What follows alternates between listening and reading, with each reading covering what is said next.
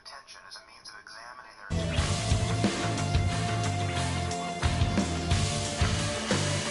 Themselves in caves or monasteries for months or years at a time to facilitate this process. Why would a person do this? No doubt there are many motives for retreating from the world, and some of them are psychologically unhealthy. In its wisest form, however, the exercise amounts to a very simple experiment. Here's its logic. If there exists a source of psychological well-being that does not depend upon merely gratifying one's desires, then it should be present even when all the usual sources of pleasure have been removed. Such happiness would be available to a person who has declined to marry her high school sweetheart, renounced her career and material possessions, and gone off to a cave or to some other spot that is inhospitable to ordinary aspirations. One clue to how daunting most people would find such a project is the fact that solitary confinement, which is essentially what we're talking about, is considered a punishment inside a maximum security prison. Even when forced to live among murderers and rapists, most people still prefer the company of others to spending any significant time alone in a room. And yet contemplatives in many traditions claim to have experienced extraordinary depths of psychological well-being while living in isolation for vast stretches of time. How should we interpret this? Either the contemplative literature is a catalog of religious delusion, psychopathology, and deliberate fraud, or people have been having liberating insights under the name of spirituality and mysticism for millennia. Unlike many atheists, I've spent much of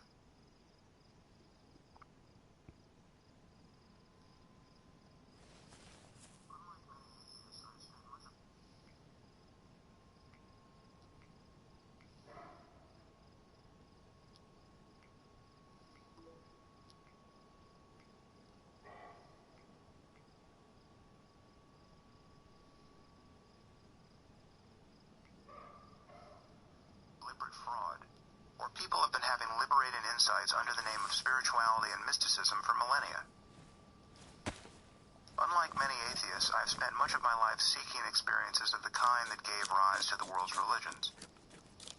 Despite the painful results of my first few days alone in the mountains of Colorado, I later studied with a wide range of monks, lamas, yogis, and other contemplatives, some of whom had lived for decades in seclusion doing nothing but meditating. In the process, I spent 2 years on silent retreat myself, in increments of 1 week to 3 months, practicing various techniques of meditation for 12 to 18 hours a day. I can attest that when one goes into silence and meditates for weeks or months at a time, doing nothing else, not speaking, reading, or writing, just making a moment-to-moment effort to observe the contents of consciousness, one has experiences that are generally unavailable to people who have not undertaken a similar practice. I believe that such states of mind have a lot to say about the nature of consciousness and the possibilities of human well-being. Leaving aside the metaphysics, mythology, and sectarian dogma, what contemplatives throughout history have discovered is that there is an alternative to being continuously spellbound by the conversation we are having with ourselves. There is an alternative to simply identifying with the next thought that pops into consciousness, and glimpsing this alternative dispels the conventional illusion of the self. Most traditions of spirituality also suggest a connection between self-transcendence and living ethically. Not all good feelings have an ethical valence, and pathological forms of ecstasy surely exist. I have no doubt, for instance, that many suicide bombers feel extraordinarily good just before they detonate themselves in a crowd. But there are also forms of mental pleasure that are intrinsically ethical. As I indicated earlier, for some states of consciousness, a phrase like boundless love does not seem overblown. It is decidedly inconvenient for the forces of reason and secularism that if someone wakes up tomorrow morning feeling boundless love for all sentient beings, the only people likely to acknowledge his experience will be representatives of one or another Iron Age religion or New Age cult. Most of us are far wiser than we may appear to be. We know how to keep our relationships in order, to use our time well, to improve our health, to lose weight, to learn valuable skills, and to solve many other riddles of existence. But following even the straight and open path to happiness is hard. If your best friend were to ask you how she could live a better life, you would probably find many useful things to say, and yet you might not live that way yourself. On one level, wisdom is nothing more profound than an ability to follow one's own advice. However, there are deeper insights to be had about the nature of our minds. Unfortunately, they have been discussed entirely in the context of religion, and therefore have been shrouded in fallacy and superstition for all of human history. The problem of finding happiness in this world arrives with our first breath, and our needs and desires seem to multiply by the hour. To spend any time in the presence of a young child is to witness a mind ceaselessly buffeted by joy and sorrow. As we grow older, our laughter and tears become less gratuitous, perhaps, but the same process of change continues. A boiling complex of thought and emotion is followed by the next, like waves in the ocean. Seeking, finding, maintaining, and safeguarding our well-being is the great project to which we are all devoted, whether or not we choose to think in these terms. This is not to say that we want mere pleasure or the easiest possible life. My chicken just Many disappeared. things require extraordinary effort to accomplish, and some of us have learned to enjoy the struggle. Up there. Any athlete knows that certain kinds of pain can be exquisitely pleasurable. The Long burn of stick. lifting weights, for instance, would be excruciating if it were a symptom of It says terminal it's on there, but illness. it's not. But because it is associated with health and fitness, most people find it enjoyable. Here we see that cognition and emotion are not separate.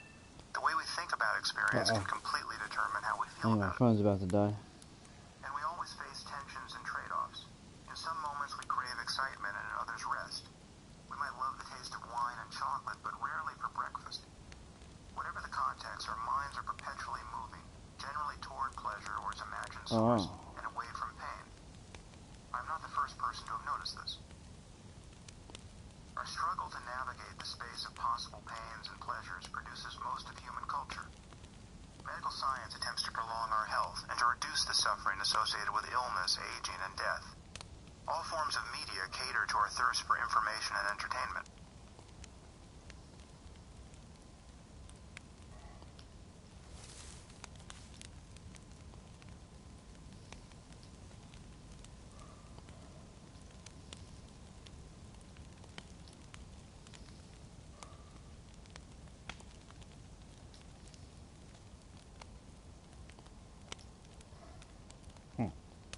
Why does it keep going up there, but it's not on there?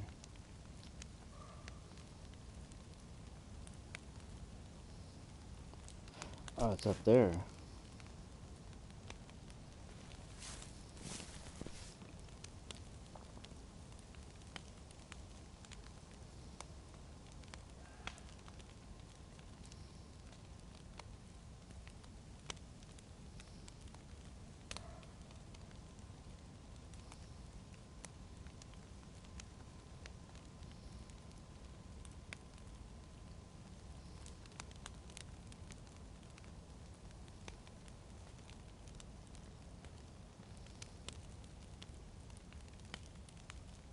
My phone died. I gotta wait until this is cooked and then I'll look there.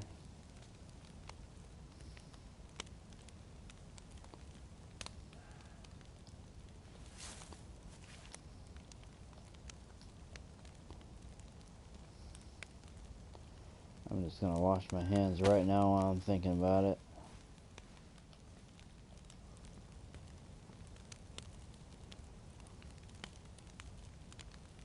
There we go. Now I won't forget that. I got pills for it, but I don't know if they're foolproof.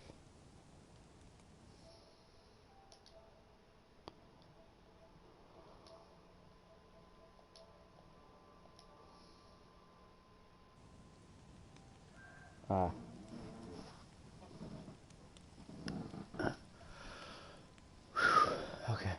I gotta get my phone charger. I think it might be charged. Yeah, it's charged. I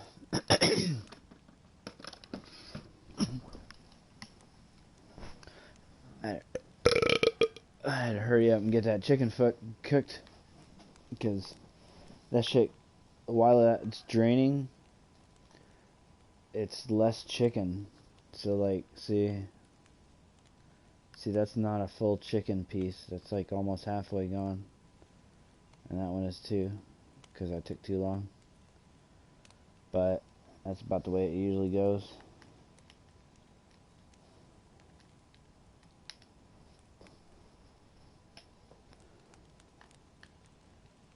I can't see super good anyway, so I'll probably take this text thing off the screen and just chat on the app, because this takes my vision down.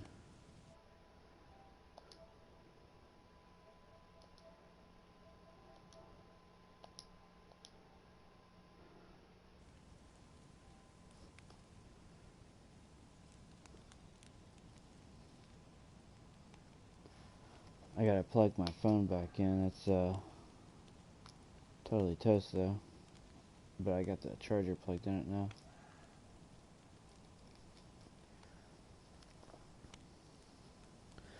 Alright, what do I got now? See, I'm pretty good. I got this big old jerry can, totally full. Well, I didn't fill it all the way up, but it's got probably 20 bottles of water in it or something. Probably like plenty. And then I have these pills here, right here. Tetracycline, whatever that says. But it's antibiotic.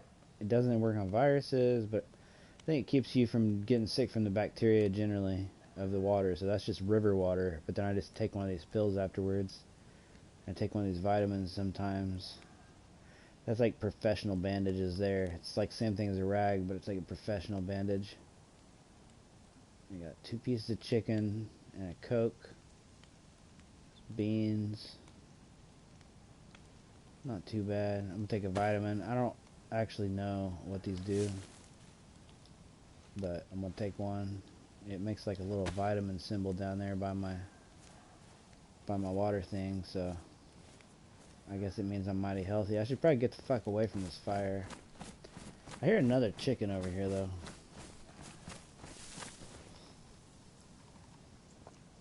I should probably get him, I guess. Even though I just got done getting one. I logged back in my phone.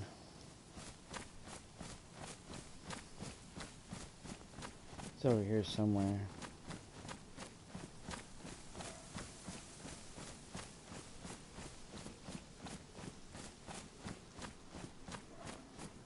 I don't know, now it sounds like a dog.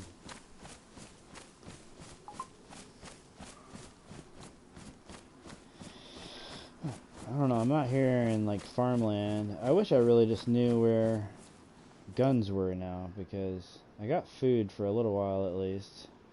And how good's my knife? It's damaged, but I think it's still open. A can of beans, but I gotta be careful with that. I'll probably tear bushes down with my hands just to be careful. I got this. If my blood pressure gets low, it says it raises your blood pressure.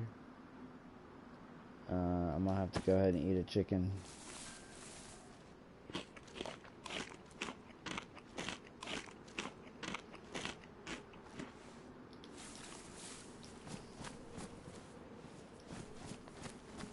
I don't hear that chicken over here no more.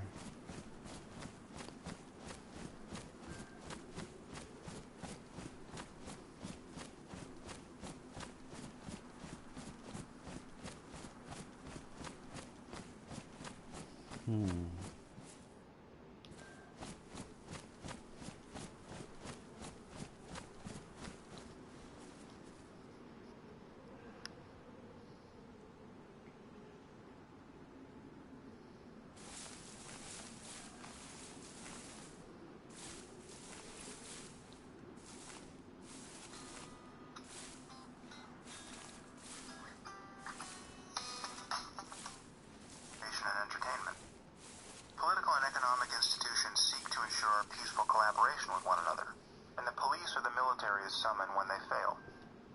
Beyond ensuring our survival, civilization is a vast machine invented by the human mind to regulate its states. We're ever in the process of creating and repairing a world that our minds want to be in. And wherever we look, we see the evidence of our successes and our failures. Unfortunately, failure enjoys a natural advantage. Wrong answers to any problem outnumber right ones by a wide margin, and it seems that it will always be easier to break things than to fix them. Despite the beauty of our world and the scope of human accomplishment, it is hard not to worry that the forces of chaos will triumph, not merely in the end, but in every moment. Our pleasures, however refined or easily acquired, are by their very nature fleeting. They begin to subside the instant they arise, only to be replaced by fresh desires or feelings of discomfort. You can't get enough of your favorite meal until in the next moment you find that you're so stuffed as to nearly require the attention of a surgeon. And yet, by some quirk of physics, you still have room for dessert.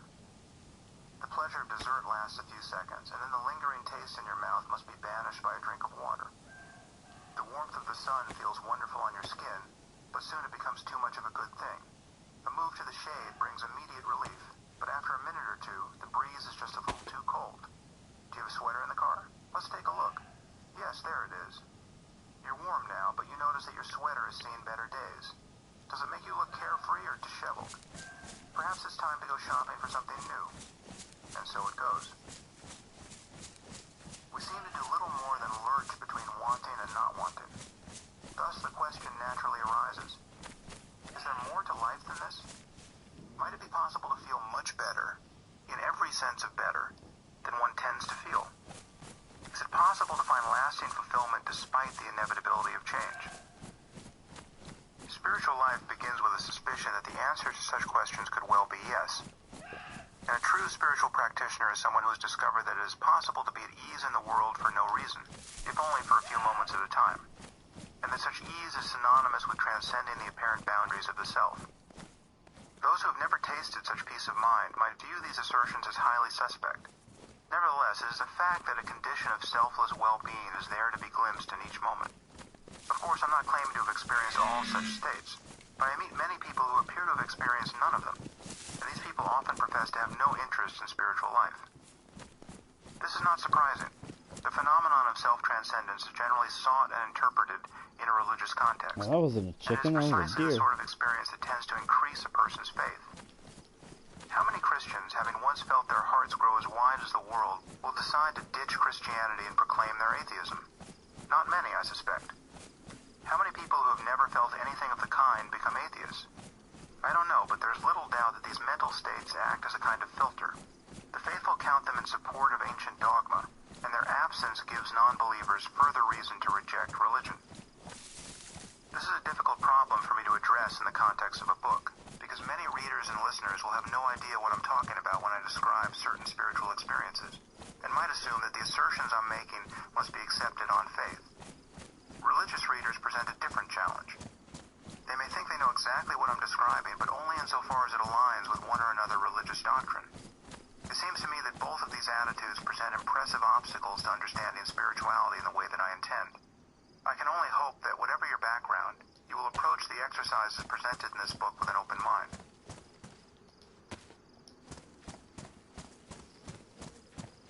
Religion, East and West. We are often encouraged to believe that all religions are the same. All teach the same ethical principles. All urge their followers to contemplate the same divine reality. All are equally wise, compassionate, and true within their sphere, or equally divisive and false, depending on one's view. No serious adherents of any faith can believe these things, because most religions make claims about reality that are mutually incompatible. Exceptions to this rule exist, but they provide little relief from what is essentially a zero-sum contest of all against all. The polytheism of Hinduism allows it to digest parts of many other faiths. If Christians insist that Jesus Christ is the Son of God, for instance, Hindus can make him yet another avatar of Vishnu without losing any sleep. But this spirit of inclusiveness points in one direction only, and even it has its limits. Hindus are committed to specific metaphysical ideas, the law of karma and rebirth, a multiplicity of gods, that almost every other major religion decries. It is impossible for any faith, no matter how elastic, to fully honor the truth claims of another. Devout Jews, Christians, and Muslims believe theirs is the one true and complete revelation, because that is what their holy books say of themselves. Only secularists and New Age dabblers can mistake the modern tactic of interfaith dialogue for an underlying unity of all religions. I have long argued that confusion about the unity of religions is an artifact of language. Religion is a term like sports. Some sports are peaceful but spectacularly dangerous. Free solo rock climbing, for instance. Some are safer but synonymous with violence, as in mixed martial arts. Some entail a little more risk of injury than standing in the shower, like bowling. To speak of sports as a generic activity makes it impossible to discuss what athletes actually do, or the physical attributes required to do it. What do all sports have in common apart from breathing? Not much. The term religion is hardly more useful. The same could be said of spirituality. The esoteric doctrines found within every religious tradition are not all derived from the same insights, nor are they equally empirical, logical, parsimonious, or wise. They don't always point to the same underlying reality, and when they do, they don't do it equally well. nor are all these teachings equally suited for export beyond the cultures that first conceived them. Making distinctions of this kind, however, is deeply unfashionable in intellectual circles. In my experience, people do not want to hear that Islam supports violence in a way that Jainism doesn't, or that Buddhism offers a truly sophisticated empirical approach to understanding the human mind, whereas Christianity presents an almost perfect impediment to such understanding. In many circles, to make invidious comparisons of this kind is to stand convicted of bigotry. In one sense, all religions and spiritual practices must address the same reality, because people of all faiths have glimpsed many of the same truths.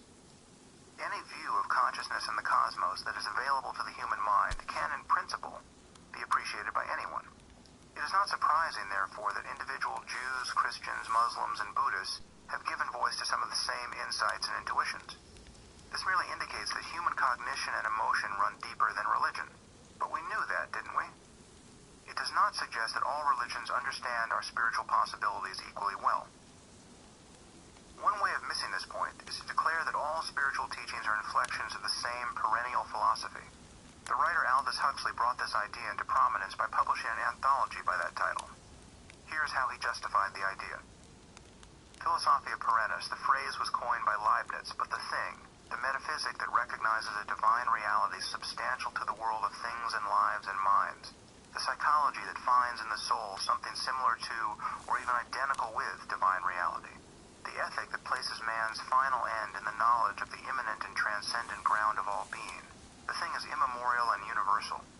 Rudiments of the perennial philosophy may be found among the traditionary lore of primitive peoples in every region of the world, and in its fully developed forms it has a place in every one of the higher religions.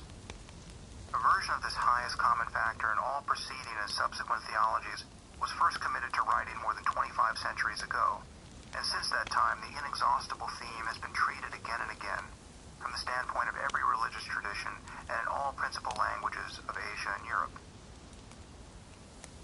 Although Huxley was being reasonably cautious in his wording, this notion of a highest common factor uniting all religions begins to break apart the moment one presses for details. For instance, the Abrahamic religions are incorrigibly dualistic and faith-based. In Judaism, Christianity, and Islam, the human soul is conceived as genuinely separate from the divine reality of God. The appropriate attitude for a creature that finds itself in this circumstance is some combination of terror, shame, and awe.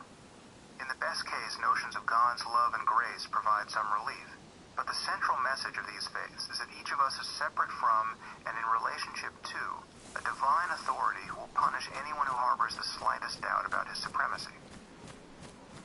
The Eastern tradition represents a very different picture of reality, and its highest teachings, found within the various schools of Buddhism and the nominally Hindu tradition of Advaita Vedanta, explicitly transcend dualism. By their lights, consciousness itself is identical to the very reality that one might otherwise mistake for God.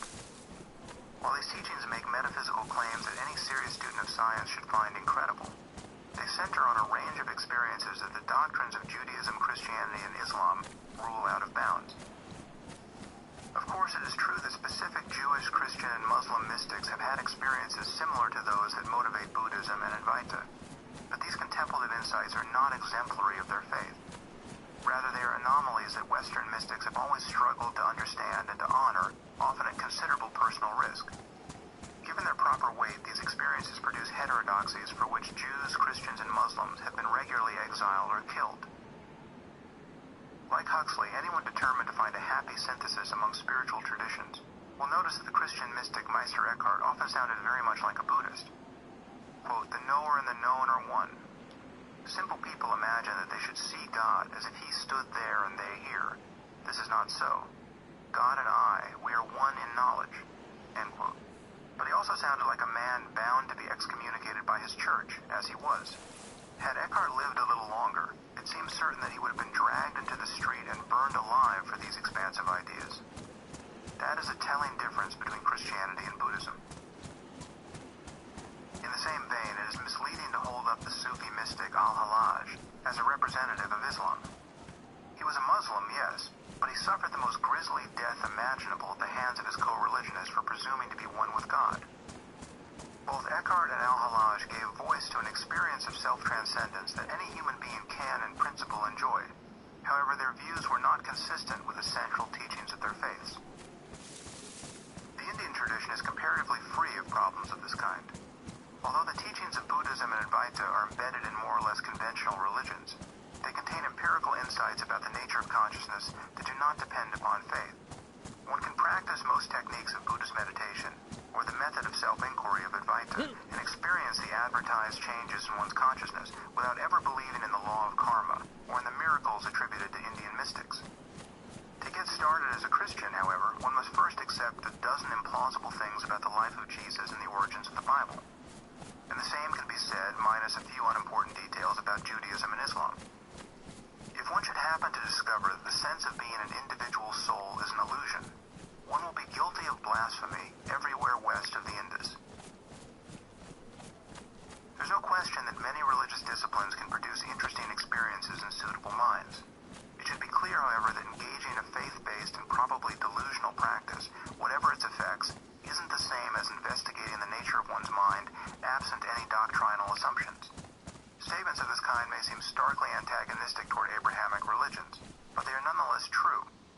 One can speak about Buddhism shorn of its miracles and irrational assumptions. The same cannot be said of Christianity or Islam. Western engagement with Eastern spirituality dates back at least as far as Alexander's campaign in India, where the young conqueror and his pet philosophers encountered naked ascetics, whom they called gymnosophists. Oh yeah, I have my sensitivity all the way up now. Greatly influenced the philosopher Pyrrho, except the father for of Greek skepticism. down one notch, I This think. seems a credible claim, because Pyrrho's teachings had much in common with Buddhism. But his contemplative insights and That methods killed me never earlier. became Got part the of any system horizontal of all the thought way in the up. West. Down Serious one. study of Eastern I thought think I by actually went all outsiders the did way not up begin until the on late this 18th game. century.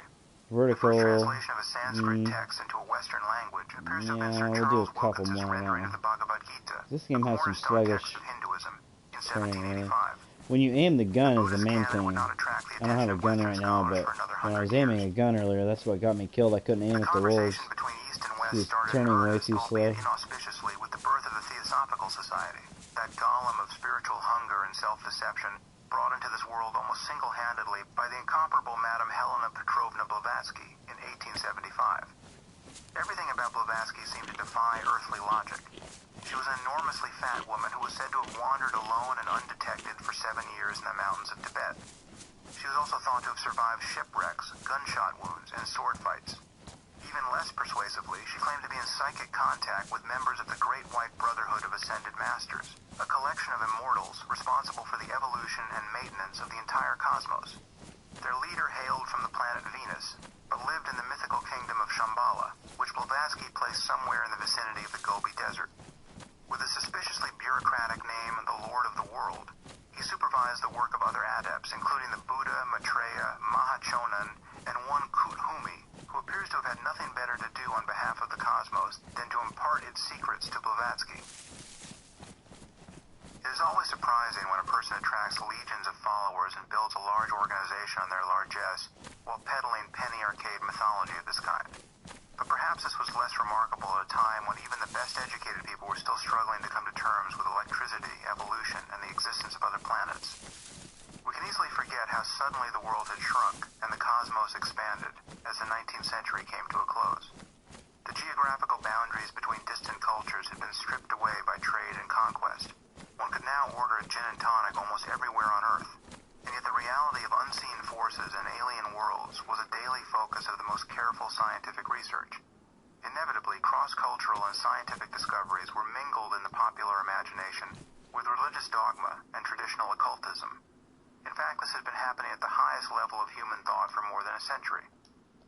It is always instructive to recall that the father of modern physics, Isaac Newton, squandered a considerable portion of his genius on the study of theology, biblical prophecy, and alchemy. The inability to distinguish the strange but true from the merely strange was common enough in Blavatsky's time, as it is in our own. Blavatsky's contemporary Joseph Smith, a libidinous con man and crackpot, was able to found a new religion on the claim that he unearthed the final revelations of God in the hallowed precincts of Manchester, New York, written in, quote, Reformed Egyptian on golden plates. He decoded this text with the aid of magical seer stones, which, whether magic or not, allowed Smith to produce an English version of God's Word that was an embarrassing pastiche of plagiarisms from the Bible and silly lies about Jesus' life in America. And yet the resulting edifice of nonsense and taboo survives to this day. A more modern cult, Scientology, leverages human credulity to an even greater degree. Adherents believe that human beings are possessed by the souls of extraterrestrials, who were condemned to the planet Earth 75 million years ago by the galactic overlord Xenu. How was their exile accomplished? The old-fashioned way. These aliens were shuttled by the billions to our humble planet aboard a spacecraft that resembled a DC-8. They were then imprisoned in a volcano and blasted to bits by hydrogen bombs. Their souls survived, however, and disentangling them from our own can be the work of a lifetime. It is also expensive. Despite the imponderables in her philosophy, Blavatsky was among the first people to announce in Western circles that there was such a thing as the wisdom of the East. This wisdom began to trickle westward once Swami Vivekananda introduced the teachings of Vedanta at the World Parliament of Religions in Chicago in 1893. Again, Buddhism lagged behind. A few Western monks living on the island of Sri Lanka were beginning to translate the Pali Canon, which remains the most authoritative record of the teachings of the historical Buddha, Siddhartha Gautama. However, the practice of Buddhist meditation wouldn't actually be taught in the West for another half-century.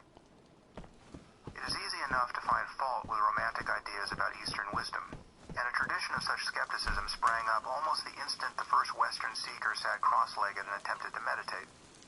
In the late 1950s, the author and journalist Arthur Koestler traveled to India and Japan in search of wisdom, and summarized his pilgrimage thus: I started my journey in sackcloth and ashes, and came back rather proud of being a European. In The Lotus and the Robot, Koestler gives some reasons for his being less than awed by his journey to the East. Consider, for example, the ancient discipline of Hatha Yoga. While now generally viewed as a system of physical exercises designed to increase a person's strength and flexibility, in its traditional context, Hatha Yoga is part of a larger effort to manipulate, quote, subtle features of the body unknown to anatomists. No doubt much of this subtlety corresponds to experiences that yogis actually have, but many of the beliefs formed on the basis of these experiences are patently absurd, and certain of the associated practices are both silly and injurious. Koestler reports that the aspiring yogi is traditionally encouraged to lengthen his tongue, even going so far as to cut the frenulum, the membrane that anchors the tongue to the floor of the mouth, and stretch the soft palate. What is the purpose of these modifications? They enable our hero to insert his tongue into his nasopharynx, thereby blocking the flow of air through the nostrils. His anatomy thus improved, a yogi can then imbibe subtle liquors believed to emanate directly from his brain. These substances, imagined by recourse to further subtleties to be connected to the retention of semen, are said to confer not only spiritual wisdom, but immortality. This technique of drinking mucus is known as Kachari Mudra, and it is thought to be one of the crowning achievements of yoga. I'm more than happy to score a point for Koestler here. Needless to say, no defense of such practices will be found in this book. Criticism of Eastern wisdom can seem especially pertinent when coming from Easterners themselves. There's indeed something preposterous about well-educated Westerners racing east in search of spiritual enlightenment, while Easterners make the opposite pilgrimage seeking education and economic opportunities. I have a friend whose own adventures may have marked a high point in this global comedy. He made his first trip to India immediately after graduating from college, having already acquired several yogic affectations. He had the requisite beads and long hair, but he was also in the habit of writing the name of the Hindu god Ram in Devanagari script over and over in a journal. On the flight to the motherland, he had the good fortune to be seated next to an Indian businessman. This weary traveler thought he had witnessed every species of human folly, until he caught sight of my friend scribbling. The spectacle of a Western-born Stanford graduate of working age, holding degrees in both economics and history, devoted...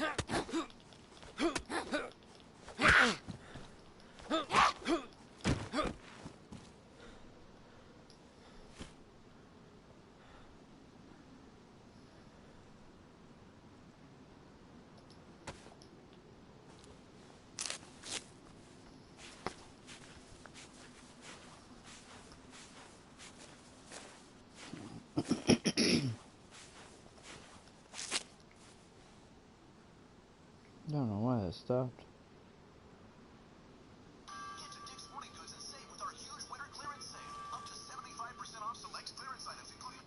Traditional occultism. In fact, this has been happening at the highest level of human thought for more than a century. It is always instructive to recall that the father of modern physics, Isaac Newton, squandered a considerable portion of his genius on the study of theology, biblical prophecy, and alchemy. The inability to distinguish the strange but true from the merely strange was common enough in Blavatsky's time, as it is in our own. Blavatsky's contemporary Joseph Smith, a libidinous con man and crackpot, was able to found a new religion on the claim that he unearthed the final revelations of God in the hallowed precincts of Manchester, New York, written in, quote, Reformed Egyptian on golden plates. He decoded this text with the aid of magical seer stones, which, whether magic or not, allowed Smith to produce an English version of God's Word that was an embarrassing pastiche of plagiarisms from the Bible and silly lies about Jesus' life in America. And yet the resulting edifice of nonsense and taboo survives to this day. A more modern cult, Scientology, leverages human credulity to an even greater degree. Adherents believe that human beings are possessed by the souls of extraterrestrials, who were condemned to the planet Earth 75 million years ago by the galactic overlord Xenu. How was their exile accomplished? The old-fashioned way. These aliens were shuttled by the billions to our humble planet aboard a spacecraft that resembled a DC-8. They were then imprisoned in a volcano and blasted to bits by hydrogen bombs.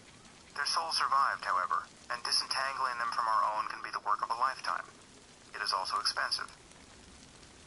Despite the imponderables in her philosophy, Blavatsky was among the first people to announce in Western circles that there was such a thing as the wisdom of the East.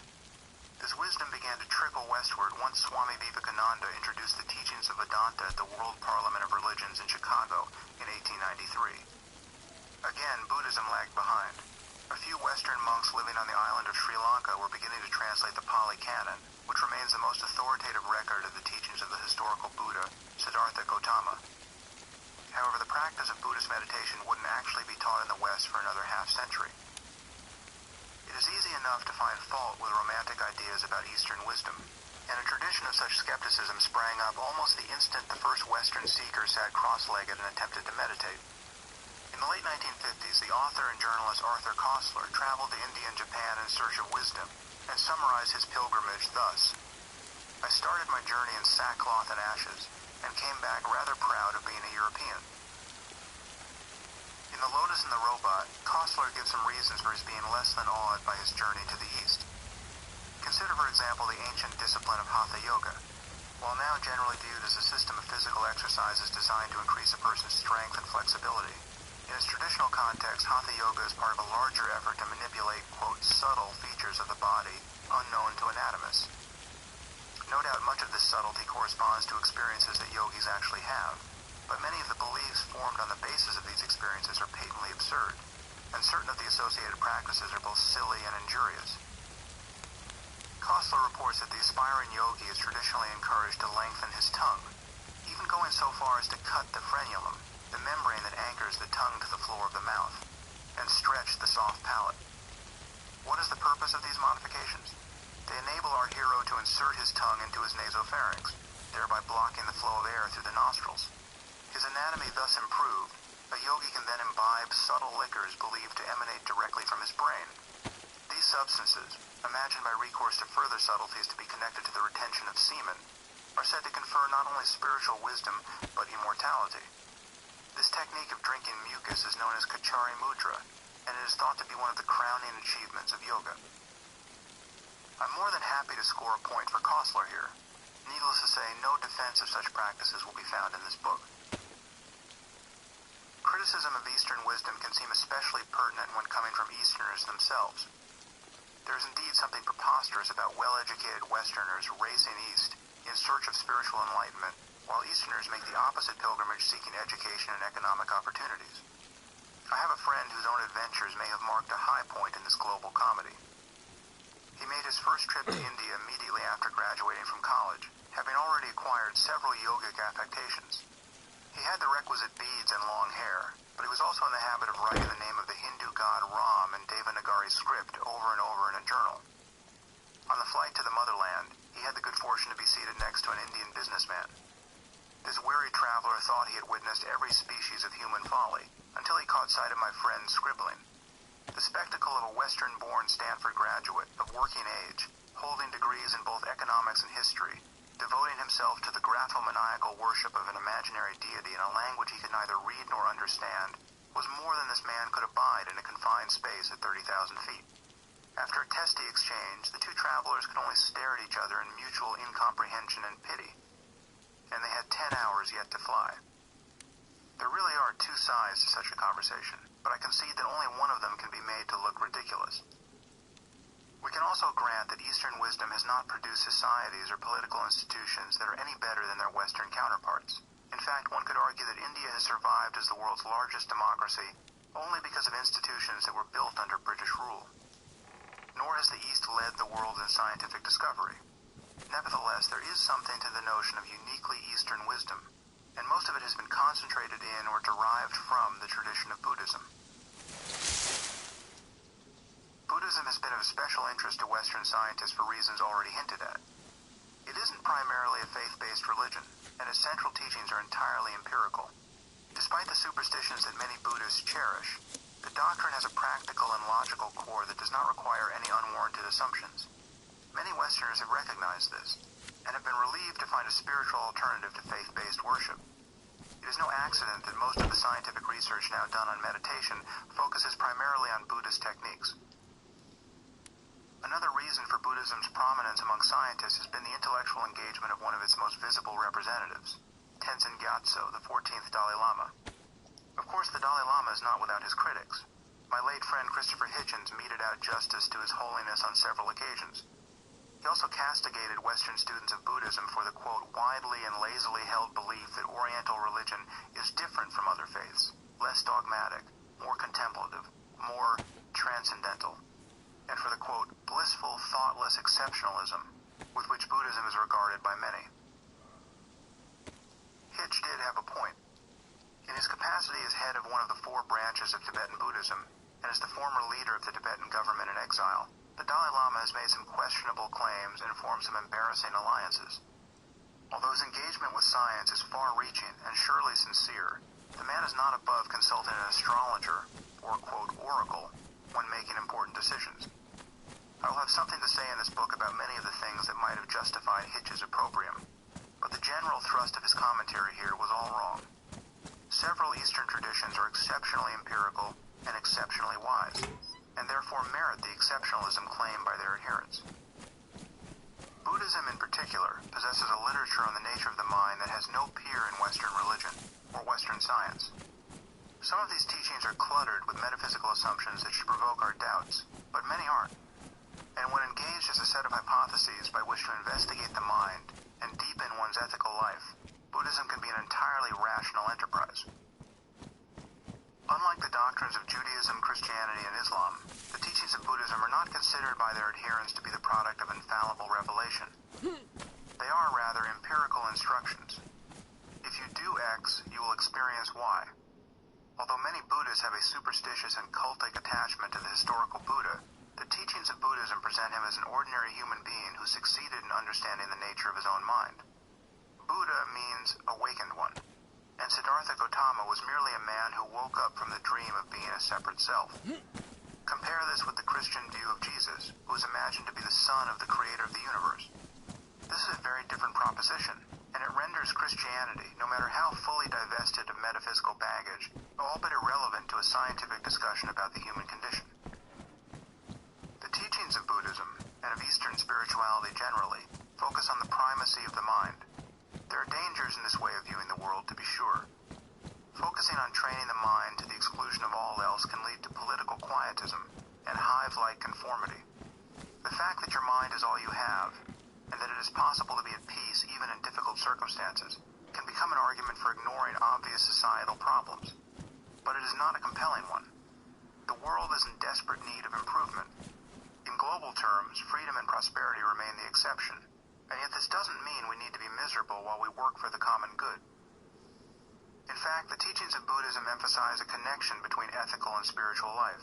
Making progress in one domain lays a foundation for progress in the other. One can, for instance, spend long periods of time in contemplative solitude for the purpose of becoming a better person in the world, having better relationships, being more honest and compassionate, and therefore more helpful to one's fellow human beings. Being wisely selfish and being selfless can amount to very much the same thing. There are centuries of anecdotal testimony on this point. As we will see, the scientific study of the mind has begun to bear it out. There is now little question that how one uses one's attention, moment to moment, largely determines what kind of person one becomes. Our minds and lives are largely shaped by how we use them. Although the experience of self-transcendence is in principle available to everyone, this possibility is only weakly attested to in the religious and philosophical literature of the West. Only Buddhists and students of Advaita Vedanta, which appears to have been heavily influenced by Buddhism, have been absolutely clear in asserting that spiritual life consists in overcoming the illusion of the self by paying close attention to our experience in the present moment. As I wrote in my first book, The End of Faith, the disparity between Eastern and Western spirituality resembles that found between Eastern and Western medicine, with the arrow of embarrassment pointing in the opposite direction.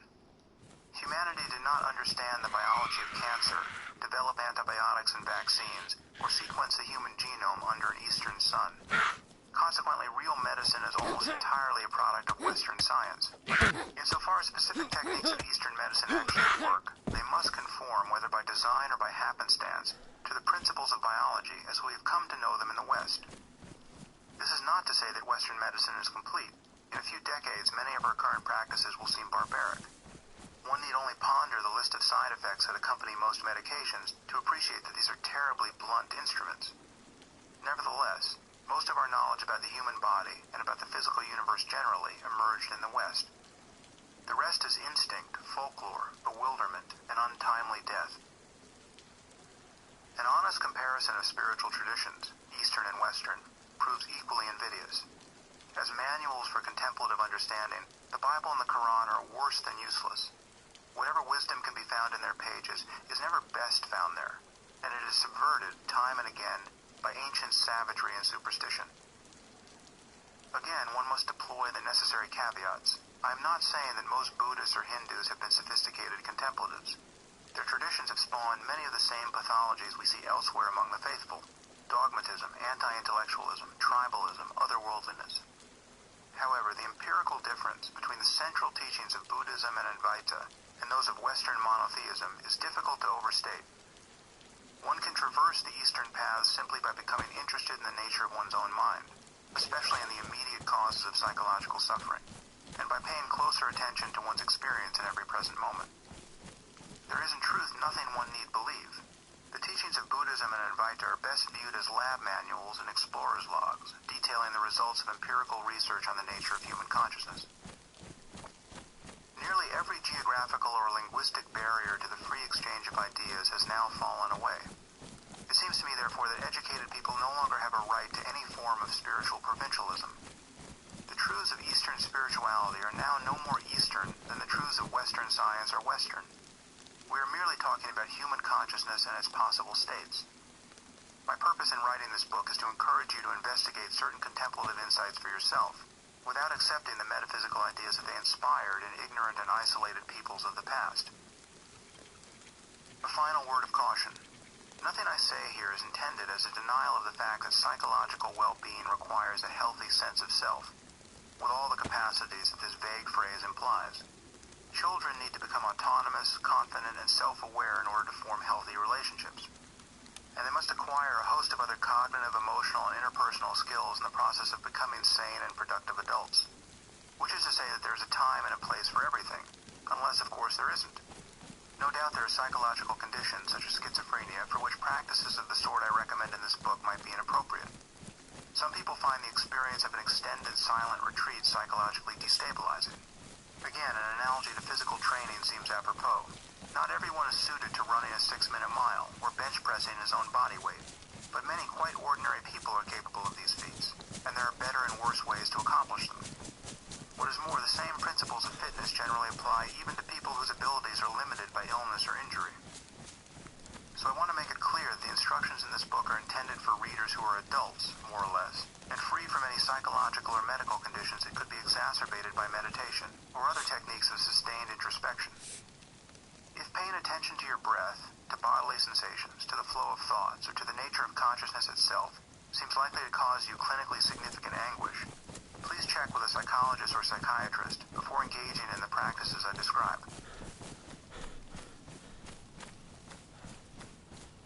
Mindfulness. Mindfulness. It is always now. This might sound trite, but it's the truth. It's not quite true as a matter of neurology, because our minds are built upon layers of inputs whose timing we know must be different. But it's true as a matter of conscious experience. The reality of your life is always now. And to realize this, we will see, is liberating. In fact, I think there's nothing more important to understand if you want to be happy in this world. But we spend most of our lives forgetting this truth, overlooking it, fleeing it, repudiating it. And the horror is that we succeed. We manage to avoid being happy while struggling to become happy, fulfilling one desire after the next, banishing our fears, grasping at pleasure, recoiling from pain, and thinking interminably about how best to keep the whole works up and running. As a consequence, we spend our lives being far less content than we might otherwise be. We often fail to appreciate what we have until we have lost it. We crave experiences, objects, relationships, only to grow bored with them. And yet the craving persists. I speak from experience, of course.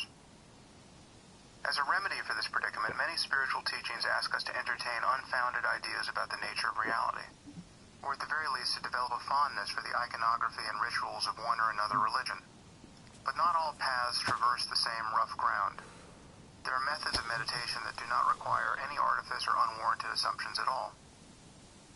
For beginners, I usually recommend a technique called Vipassana, Pali for insight, which comes from the oldest tradition of Buddhism, the Theravada. One of the advantages of Vipassana is that it can be taught in an entirely secular way. Experts in this practice generally acquire their training in a Buddhist context, and most retreat centers in the United States and Europe teach its associated Buddhist philosophy. Nevertheless, this method of introspection can be brought within any secular or scientific context without embarrassment. The same cannot be said for the practice of chanting to Lord Krishna while banging a drum. That is why Vipassana is now being widely studied and adopted by psychologists and neuroscientists. The quality of mind cultivated in Vipassana is almost always referred to as mindfulness, and the literature on its psychological benefits is now substantial. There's nothing spooky about mindfulness. It is simply a state of clear, non-judgmental, and undistracted attention to the contents of consciousness, whether pleasant or unpleasant. Cultivating this quality of mind has been shown to reduce pain, anxiety, and depression, improve cognitive function, and even produce changes in gray matter density in regions of the brain related to learning and memory, emotional regulation, and self-awareness. We will look more closely at the neurophysiology of mindfulness in a later chapter. Mindfulness is a translation of the Pali word sati. The term has several meanings in the Buddhist literature, but for our purposes the most important is clear awareness. The practice was first described in the Satipatthana Sutta, which is part of the Pali Canon. Like many Buddhist texts, the Satipatthana Sutta is highly repetitive, and for anything but an avid student of Buddhism, exceptionally boring to read. However, when one compares texts of this kind with the Bible or the Quran, the difference is unmistakable. The Satipatthana Sutta is not a collection of ancient myths, superstitions, and taboos. It is a rigorously empirical guide to freeing the mind from suffering. The Buddha described 4 foundations of mindfulness, which he taught as, quote, the direct path for the purification of beings, for the surmounting of sorrow and lamentation, for the disappearance of pain and grief, for the attainment of the true way, for the realization of nibbana. The Sanskrit word is nirvana. The 4 foundations of mindfulness are the body, breathing, changes in posture and activities, feelings, the senses of pleasantness and unpleasantness and neutrality, the mind, in particular its moods and attitudes, and the objects of mind, which include the 5 senses but also other mental states, such as volition, tranquility, rapture, equanimity, and even mindfulness itself. It is a peculiar list, at once redundant and incomplete, a problem that is compounded by the necessity of translating Pali terminology into English. The obvious message of the text, however, is that the totality of one's experience can become the field of contemplation. The meditator is merely instructed to pay attention, quote, ardently, and fully aware, and free from covetousness and grief for the world. There is nothing passive about mindfulness. One might even say that it expresses a specific kind of passion, a passion for discerning what is subjectively real in every moment. It is a mode of cognition that is, above all, undistracted, accepting, and ultimately non-conceptual. Being mindful is not a matter of thinking more clearly about experience. It is the act of experiencing more clearly. themselves. Mindfulness is a vivid awareness of whatever is appearing in one's mind or body, thoughts, sensations, moods, without grasping at the pleasant or recoiling from the unpleasant. One of the great strengths of this technique of meditation, from a secular point of view, is that it does not require us to adopt any cultural affectations or unjustified beliefs. It simply demands that we pay close attention to the flow of our experience in each moment. The principal enemy of mindfulness or any meditative practice is our deeply conditioned habit of being distracted by thoughts. The problem is not thoughts themselves, but the state of thinking without knowing that we are thinking. In fact, thoughts of all kinds can be perfectly good objects of mindfulness. In the early stages of one's practice, however, the arising of thought will be more or less synonymous with distraction, that is, with a failure to meditate. Most people who believe they are meditating are merely thinking with their eyes closed. By practicing mindfulness, however, one can awaken from the dream of discursive thought and begin to see each arising image, idea, or bit of language vanish without a trace. What remains is consciousness itself, with its attendant sight, sound, sensations, and thoughts, appearing and changing in every moment. In the beginning of one's meditation practice, the difference between ordinary experience and what one comes to consider mindfulness is not very clear, and it takes some training to distinguish between being lost in thought and seeing thoughts for what they are. In this sense, learning to meditate is just like acquiring any other skill. It takes many thousands of repetitions to throw a good jab or to coax music from the strings of a guitar. With practice, mindfulness becomes a well-formed habit of attention, and the difference between it and ordinary thinking will become increasingly clear. Eventually, it begins to seem as if you are repeatedly awakening from a dream to find yourself safely in bed. No matter how terrible the dream, the relief is instantaneous. And yet it is difficult to stay awake for more than a few seconds at a time. My friend Joseph Goldstein, one of the finest Vipassana teachers I know, likens this shift in awareness to the experience of being fully immersed in a film, and then suddenly realizing that you're sitting in a theater watching a mere play of light on a wall. Your perception is unchanged, but the spell is broken. Most of us spend every waking moment lost in the movie of our lives. Until we see that an alternative to this enchantment exists, we're entirely at the mercy of appearances. Again, the difference I'm describing is not a matter of achieving a new conceptual understanding or of adopting new beliefs about the nature of reality. The guy not The even change see me? comes when we experience the present moment prior to the arising of Alright, thought. that's cool. The Buddha taught mindfulness as the appropriate response to the truth of dukkha, usually translated from the Pali, somewhat misleadingly, Probably get away as from suffering. him too. A better translation would be unsatisfactoriness. Suffering may not be inherent in life, but unsatisfactoriness is. We crave lasting happiness in the midst of change. Our bodies age, cherished objects break, pleasures fade, relationships fail. Our attachment to the good things in life and our aversion to the bad amount to a denial of these realities, and this inevitably leads to feelings of dissatisfaction. Mindfulness is a technique for achieving equanimity amid the flux, allowing us to simply be aware of the quality of experience in each moment, whether pleasant or unpleasant. This may seem like a recipe for apathy, but it needn't be. It is actually possible to be mindful and therefore to be at peace in the present moment, even while working to change the world for the better. Mindfulness meditation is extraordinarily simple to describe, but it isn't easy to perform. True mastery might require special talent and a lifetime of devotion to the task, and yet a genuine transformation of one's perception of the world is within reach for most of us. Practice is the only thing that will lead to success. The simple instructions given here are analogous to instructions on how to walk a tightrope, which I assume must go something like this. 1. Find a horizontal cable that can support your weight. 2. Stand on one end. 3. Step forward by placing one foot directly in front of the other. 4. Repeat. 5. Don't fall. Clearly, steps 2 through 5 entail a little trial and error. Happily, the benefits of training in meditation arrive long before mastery does, and falling, for our purposes, occurs almost ceaselessly, every time we become lost in thought. Again, the problem is not thoughts themselves, but the state of thinking without being fully aware that we are thinking. As every meditator soon discovers, distraction is the normal condition of our minds. Most of us topple from the wire every second, whether gliding happily into reverie or plunging into fear, anger, self-hatred, or other negative states of mind. Meditation is a technique for waking up. The goal is to come out of the trance of discursive thinking and to stop reflexively grasping at the pleasant and recoiling from the unpleasant, so that we can enjoy a mind undisturbed by worry, merely open like the sky, and effortlessly aware of the flow of experience in the present. How to meditate. Sit comfortably with your spine erect, either in a chair or cross-legged on a cushion. Close your eyes and take a few deep breaths, and feel the points of contact between your body and the chair or the floor.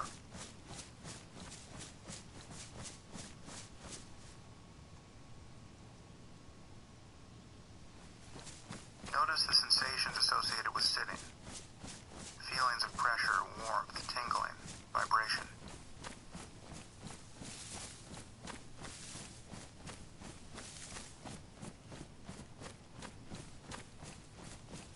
Now gradually become aware of the process of breathing.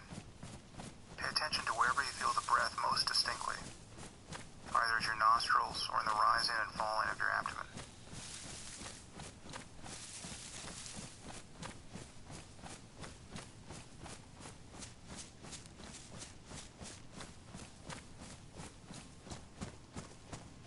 Allow your attention to rest in the mere sensation of breathing. You don't have to control your breath. Just let it come and go naturally.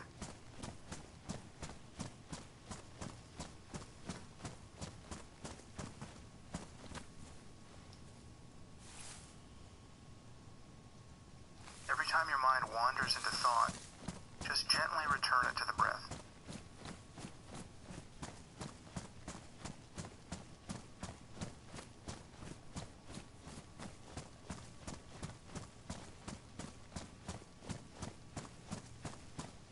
As you focus on the process of breathing, you'll also perceive sounds and bodily sensations or emotions.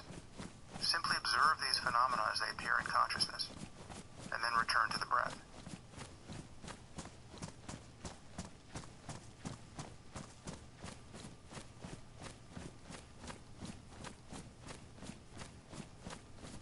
The moment you notice that you've been lost in thought, observe the present thought itself as an object of consciousness.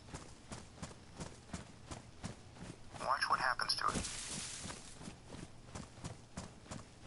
And then return your attention to the breath or to any sounds or sensations arising in the next moment.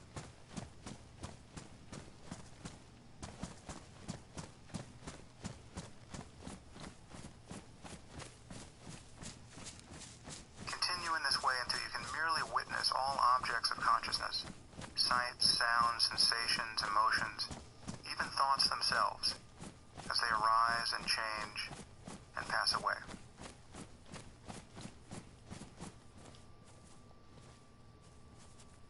Those who are new to this practice generally find it useful to hear instructions of this kind spoken aloud during the course of a meditation session. I've posted guided meditations of varying length on my website. The truth of suffering. I'm sitting in a coffee shop in Midtown Manhattan, drinking exactly what I want, coffee, eating exactly what I want, a cookie, and doing exactly what I want, writing this book. It's a beautiful day, and many of the people passing by on the sidewalk appear to radiate good fortune from their pores. Several are so physically attractive that I'm beginning to wonder whether Photoshop can now be applied to the human body. Up and down this street, and for a mile in each direction, stores sell jewelry, art, and clothing that not even 1% of humanity could hope to purchase. So what did the Buddha mean when he spoke of the unsatisfactoriness, dukkha? Was he referring merely to the poor and the hungry? Or are these rich and beautiful people suffering even now? Of course, suffering is all around us, even here, where everything appears to be going well for the moment. First, the obvious. Within a few blocks of where I'm sitting are hospitals, convalescent homes, psychiatrists' offices, and other rooms built to assuage or merely to contain some of the most profound forms of human misery. A man runs over his own child while backing his car out of the driveway. A woman learns that she has terminal cancer on the eve of her wedding. We know that the worst can happen to anyone at any time, and most people spend a great deal of mental energy hoping that it won't happen to them. But more subtle forms of suffering can be found even among people who seem to have every reason to be satisfied in the present. Although wealth and fame can secure many forms of pleasure, few of us have any illusions that they guarantee happiness. Anyone who owns a television or reads the newspaper has seen movie stars, politicians, professional athletes, and other celebrities ricochet from marriage to marriage and from scandal to scandal. To learn that a young, attractive, talented, and successful person is nevertheless addicted to drugs or clinically depressed is to be given almost no cause for surprise. And yet the unsatisfactoriness of the good life runs deeper than this. Even while living safely between emergencies, most of us feel a wide range of painful emotions on a daily basis. When you wake up in the morning, are you filled with joy? How do you feel at work or when looking in the mirror?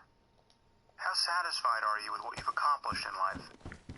How much of your time with your family is spent surrendered to love and gratitude? And how much is spent just struggling to be happy in one another's company? Even for extraordinarily lucky people, life is difficult. And when we look at what makes it so, we see that we are all prisoners of our thoughts. And then there's death, which defeats everyone. Most people seem to believe that we have only two ways to think about death. We can fear it and do our best to ignore it, or we can deny that it is real. The first strategy leads to a life of conventional worldliness and distraction. We merely strive for pleasure and success and do our best to keep the reality of death out of view. The second strategy is the province of religion, which assures us that death is but a doorway to another world, and that the most important opportunities in life occur after the lifetime of the body.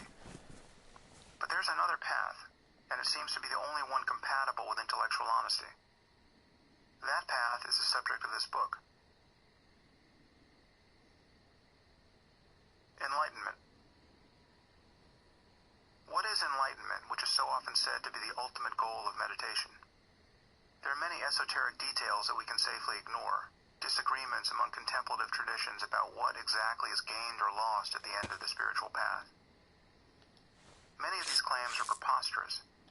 Within most schools of Buddhism, for instance, a Buddha, whether the historical Buddha Siddhartha Gautama or any other person who attains the state of, quote, full enlightenment, is generally described as omniscient. Just what this means is open to a fair bit of cavilling. But however narrowly defined, the claim is absurd. If the historical Buddha were omniscient, he would have been at minimum a better mathematician, physicist, biologist, and Jeopardy contestant than any person who has ever lived. Is it reasonable to expect that an ascetic in the 5th century BC, by virtue of his meditative insights, spontaneously became an unprecedented genius in every field of human inquiry, including those which did not exist at the time in which he lived? Would Siddhartha Gautama have awed Kurt Gödel, Alan Turing, John von Neumann, and Claude Shannon with his command of mathematical logic and information theory? Of course not. To think otherwise is pure religious piety. Any extension of the notion of omniscience to procedural knowledge, that is, knowing how to do something, would render the Buddha capable of painting the Sistine Chapel in the morning and demolishing Roger Federer in center court in the afternoon. Is there any reason to believe that Siddhartha Gautama or any other celebrated contemplative possessed such abilities by virtue of his spiritual practice? None whatsoever. Nevertheless, many Buddhists believe that Buddhas can do all these things and more. Again, this is religious dogmatism, not a rational approach to spiritual life. I make no claims in support of magic or miracles in this book. However, I can say that the true goal of meditation is more profound than most people realize, and it does in fact encompass many of the experiences that traditional mystics claim for themselves. It is quite possible to lose one's sense of being a separate self, and to experience a kind of boundless open awareness, to feel, in other words, at one with the cosmos. This says a lot about the possibilities of human consciousness, but it says nothing about the universe at large, and it sheds no light at all on the relationship between mind and matter. The fact that it is possible to love one's neighbor as oneself should be a great finding for the field of psychology, but it lends absolutely no credence to the claim that Jesus was the Son of God, or even that God exists. Nor does it suggest that the, quote, energy of love somehow pervades the cosmos. These are historical and metaphysical claims that personal experience cannot justify. However, a phenomenon like self-transcending love does entitle us to make claims about the human mind. And this particular experience is so well attested and so readily achieved by those who devote themselves to specific practices, the Buddhist technique of metta meditation, for instance, or who even take the right drug, MDMA, that there is very little controversy that it exists. Facts of this kind must now be understood in a rational context. The traditional goal of meditation is to arrive at a state of well-being that is imperturbable, or if perturbed, easily regained. The French monk Mathieu Ricard describes such happiness as, quote, a deep sense of flourishing that arises from an exceptionally healthy mind. The purpose of meditation is to recognize that you already have such a mind.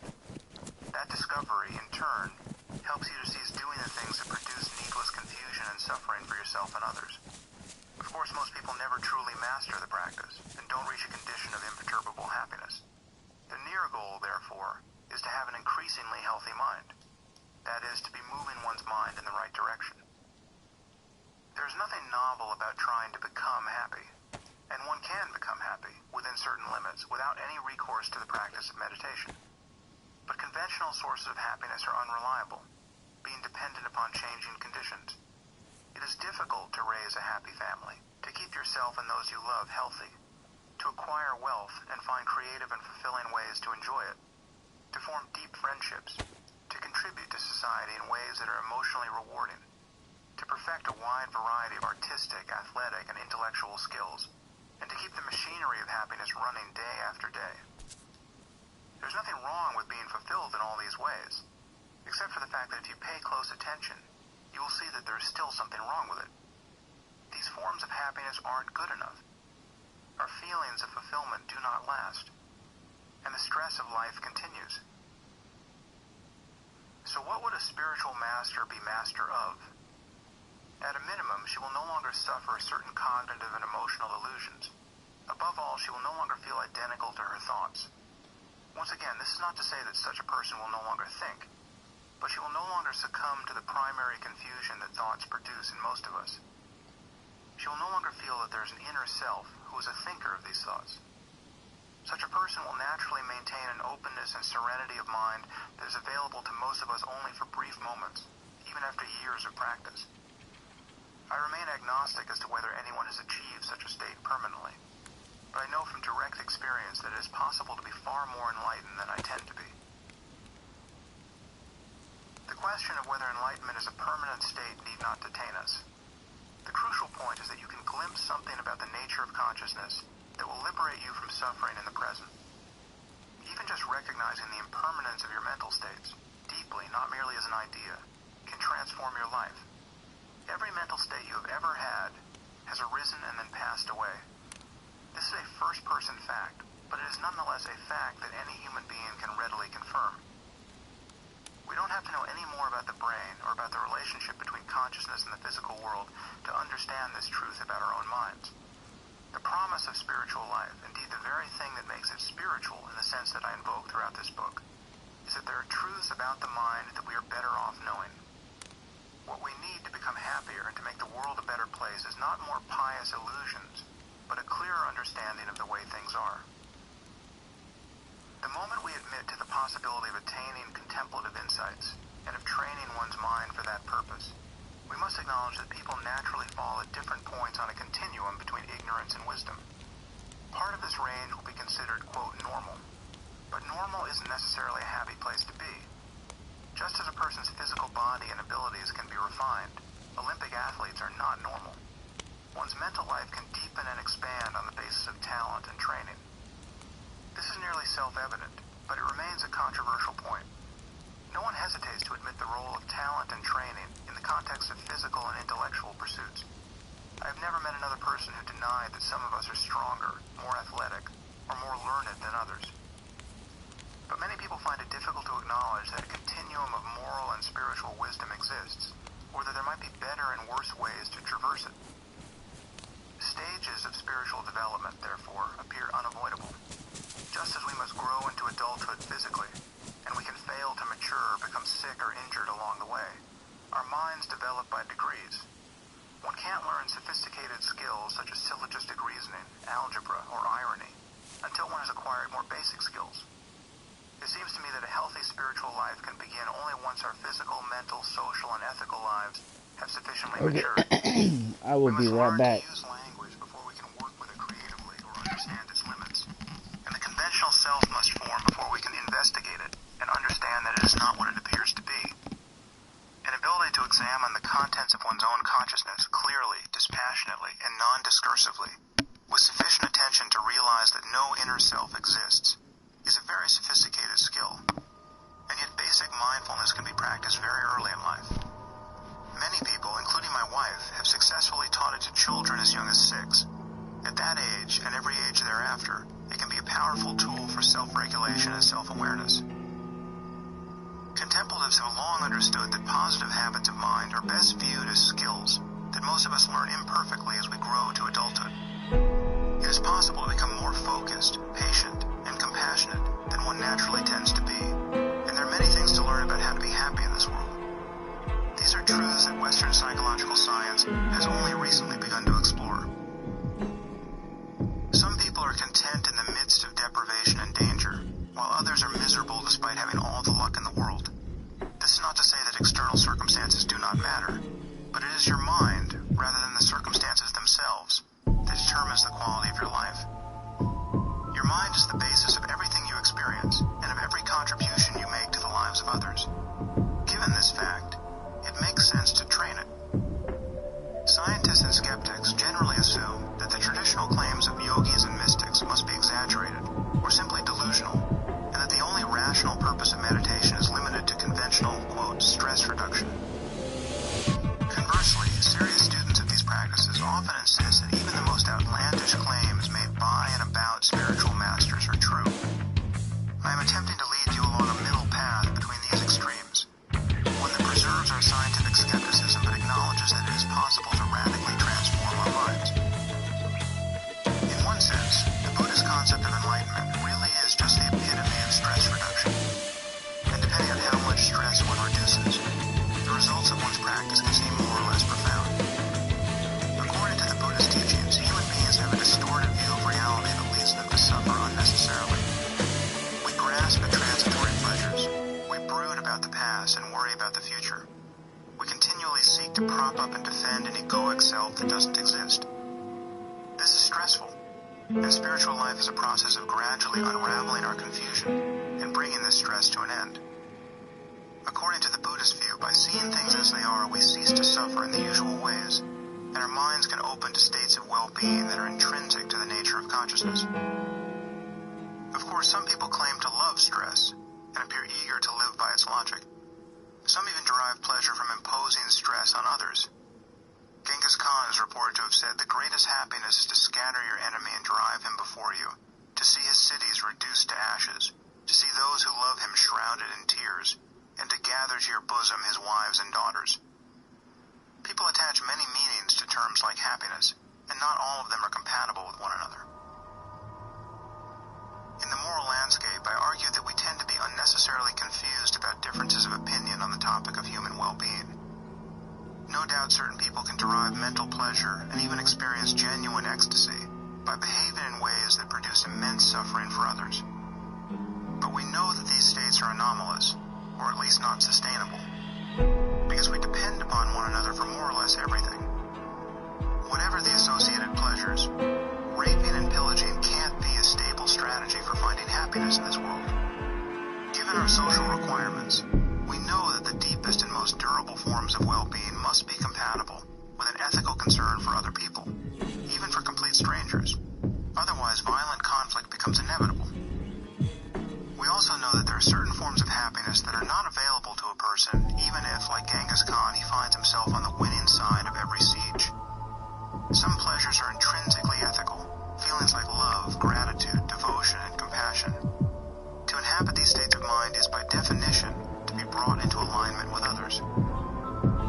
In my view, the realistic goal to be attained through spiritual practice is not some permanent state of enlightenment,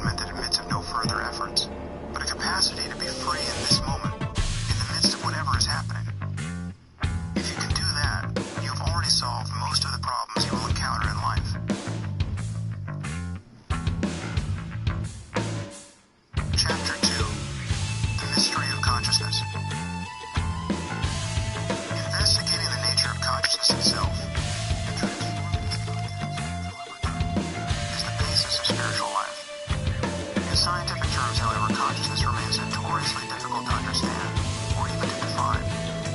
In fact, many debates about its character have been waged without the participants finding even a common topic as common ground. While we need not recapitulate the history of our confusion on this point, it will be useful to briefly examine why consciousness still poses a unique challenge to science. Having done so, we will see that spirituality is not just important for living a good life. It is actually essential for understanding the human mind. In one of the most influential essays on consciousness ever written, the philosopher Thomas Nagel asks us to consider what it is like to be a bat. His interest isn't in bats, but in how we define the concept of consciousness.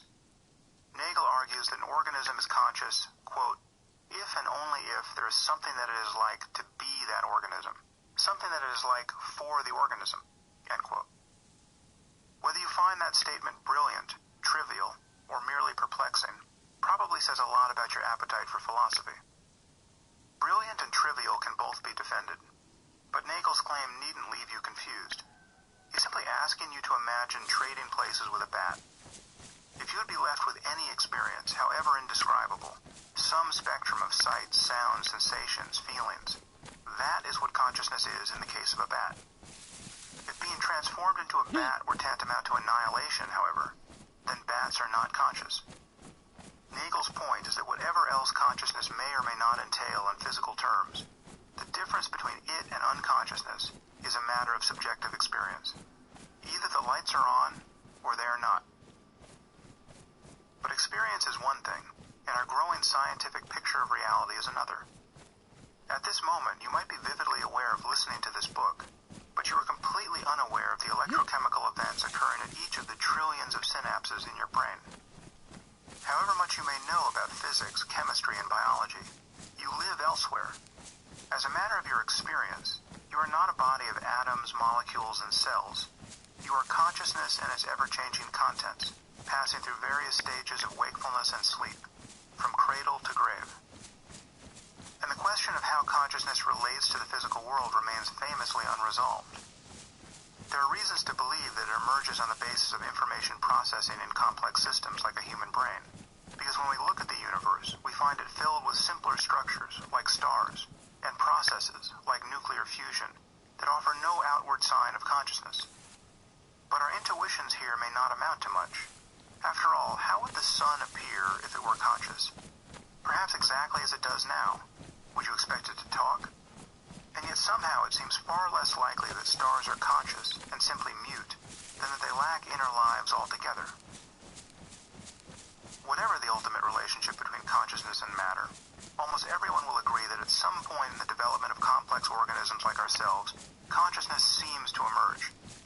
This emergence does not depend upon a change of materials, for you and I are built of the same atoms as a fern or a ham sandwich. Instead, the birth of consciousness must be the result of organization. Arranging atoms in certain ways appears to bring about an experience of being that very collection of atoms. This is undoubtedly one of the deepest mysteries given to us to contemplate. Nevertheless, Nagel was right to observe that the reality of consciousness is, first and foremost, subjective, for it is simply the fact of subjectivity itself. And whether something seems conscious from the outside is never quite the point. I happen to know a person who once woke up during a surgery for which he had received a general anesthetic. Owing to the paralytic component of the anesthesia, however, he was unable to signal to his doctors that he was awake and feeling rather more of the procedure than he liked. This was inconvenient, to say the least, because they were in the process of replacing his liver. If you think that the important part of consciousness is its link to speech and behavior, spare a moment to consider the problem of anesthesia awareness. It is a cure for much bad philosophy. It is surely a sign of intellectual progress that a discussion of consciousness need no longer begin with a debate about its existence. To say that consciousness may only seem to exist from the inside is to admit its existence in full. For if things seem any way at all, that is consciousness. Even if I happen to be a brain in a vat at this moment, all my memories are false, and all my perceptions are of a world that does not exist. The fact that I am having an experience is indisputable, to me at least. This is all that is required for me or any other sentient being to fully establish the reality of consciousness. Consciousness is the one evolution. As our understanding of the physical world has evolved, our notion of what counts as physical has broadened considerably. A world teeming with fields and forces, vacuum fluctuations, and the other gossamer spawn of modern physics is not the physical world of common sense. In fact, our common sense seems to be stuck somewhere in the 16th century.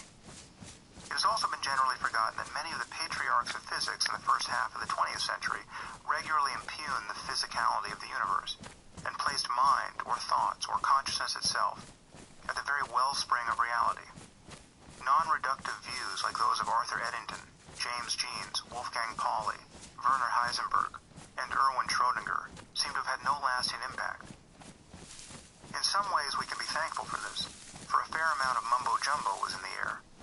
Pauli, for instance, was a devotee of Carl Jung, who apparently analyzed no fewer than 1,300 of the great man's dreams.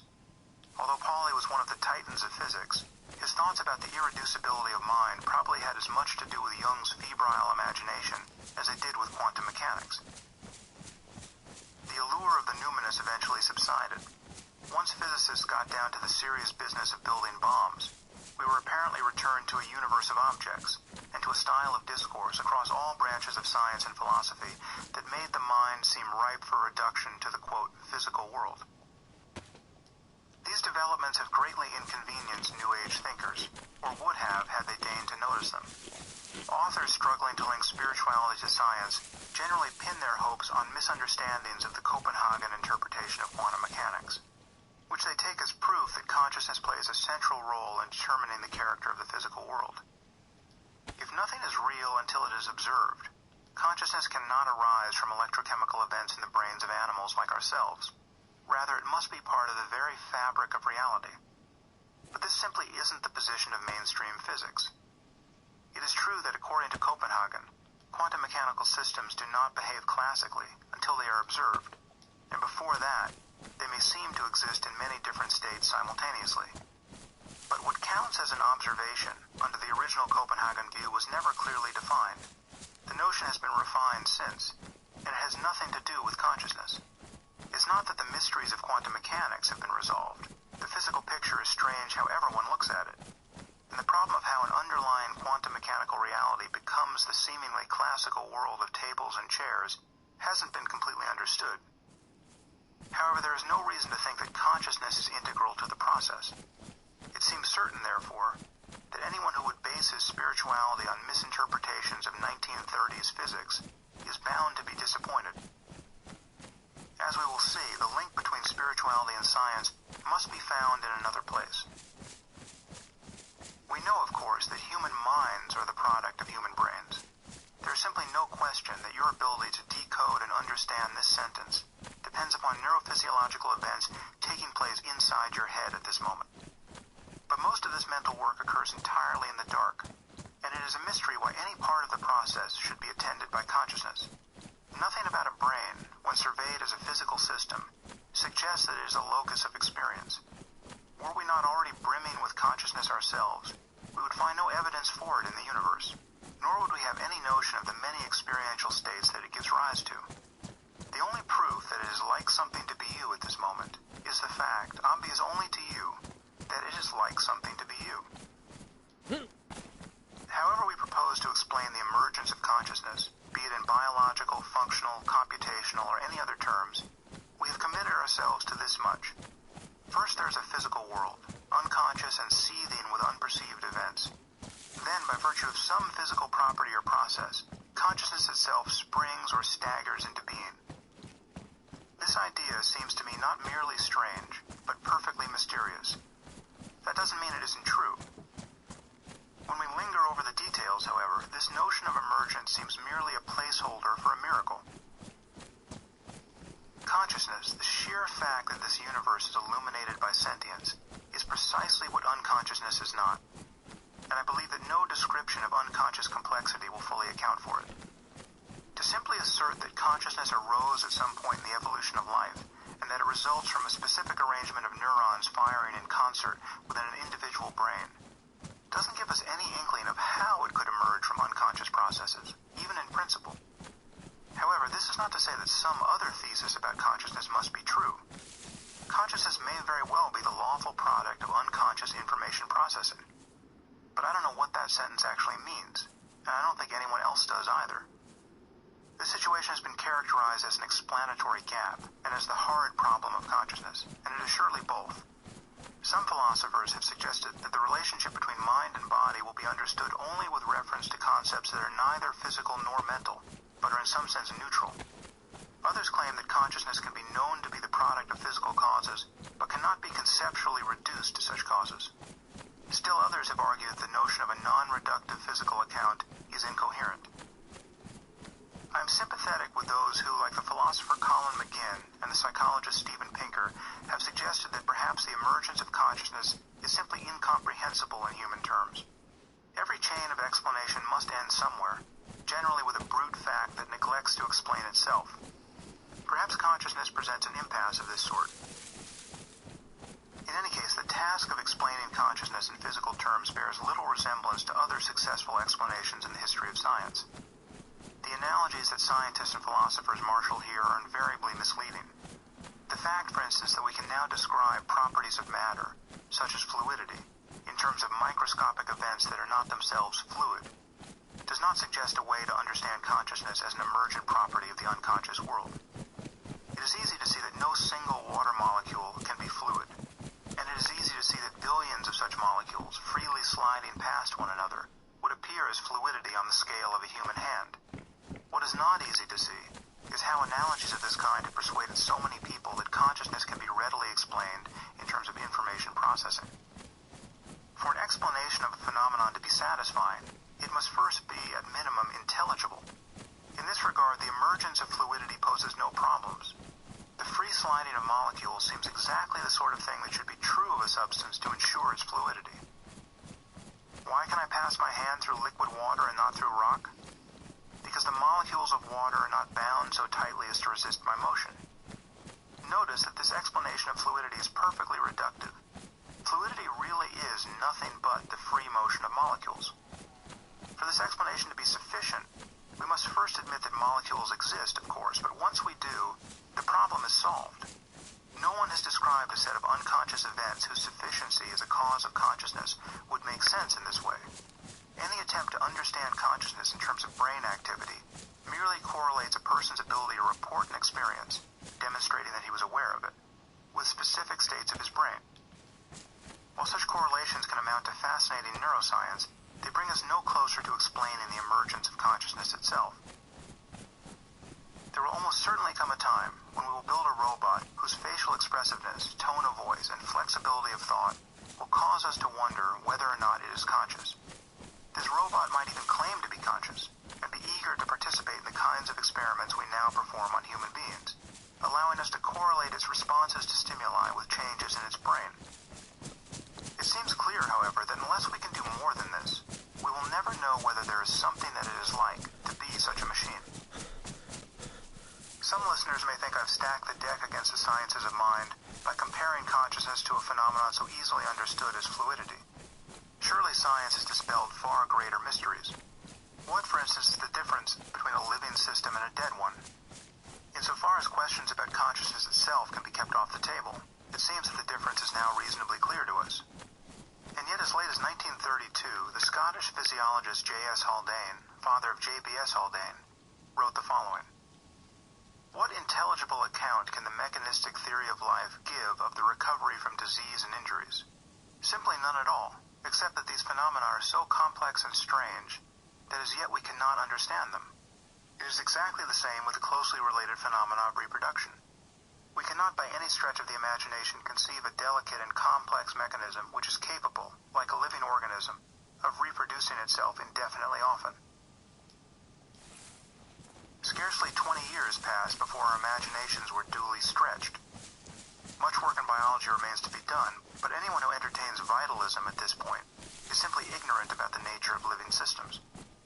The jury is no longer out on questions of this kind, and more than half a century has passed since the Earth's creatures required an élan vital to propagate themselves, or to recover from injury. It is my skepticism that we will arrive at a physical explanation of consciousness analogous to Haldane's doubt about the feasibility of explaining life in terms of processes that are not themselves alive. It wouldn't seem so. To say that a system is alive is very much like saying that it is fluid, because life is a matter of what systems do with respect to their environment. Like fluidity, life is defined according to external criteria. Consciousness is not, and I think cannot be. We would never have occasion to say of something that does not eat, excrete, grow, or reproduce that it might be alive. It might, however, be conscious. Might a mature neuroscience nevertheless offer a proper explanation of consciousness in terms of its underlying brain processes? Again, there is nothing about a brain, studied at any scale, that even suggests that it might harbor consciousness, apart from the fact that we experience consciousness directly and have correlated many of its contents, or lack thereof, with processes in our brains. Nothing about human behavior, or language, or culture demonstrates that it is mediated by consciousness, apart from the fact that we simply know that it is, a truth that someone can appreciate in himself directly, and in others by analogy. Here is where the distinction between studying consciousness itself and studying its contents becomes paramount. It is easy to see that the contents of consciousness might be understood in neurophysiological terms. Consider, for instance, our experience of seeing an object. Its color, contours, apparent motion, and location in space arise in consciousness as a seamless unity, even though this information is processed by many separate systems in the brain. Thus, when a golfer prepares to hit a shot, he does not first see the ball's roundness, then its whiteness, and only then its position on the tee. Rather, he enjoys a unified perception of the ball. Many neuroscientists believe that this phenomenon of, quote, binding can be explained by disparate groups of neurons firing in synchrony. Whether or not this theory is true, it is at least intelligible, because synchronous activity seems just the sort of thing that could explain the unity of a percept. This work suggests, as many other findings in neuroscience do, that the contents of consciousness can often be made sense of in terms of their underlying neurophysiology. However, when we ask why such phenomena should be experienced in the first place, we return to the mystery of consciousness in full. Unfortunately, efforts to locate consciousness in the brain generally fail to distinguish between consciousness and its contents. As a result, many researchers have taken one form of consciousness, or one class of its contents, as a sufficient view of the whole. For instance, Christoph Koch and others have done some very clever work on vision, looking for which regions of the brain encode conscious visual perception. The phenomenon of binocular rivalry has provided an especially useful foothold here.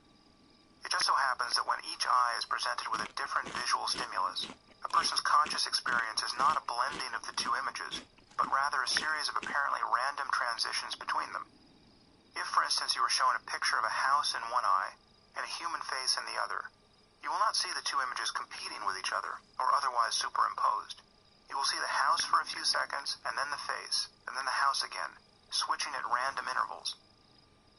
This phenomenon has allowed experimenters to look for those regions of the brain in both humans and monkeys that respond to a change in conscious perception.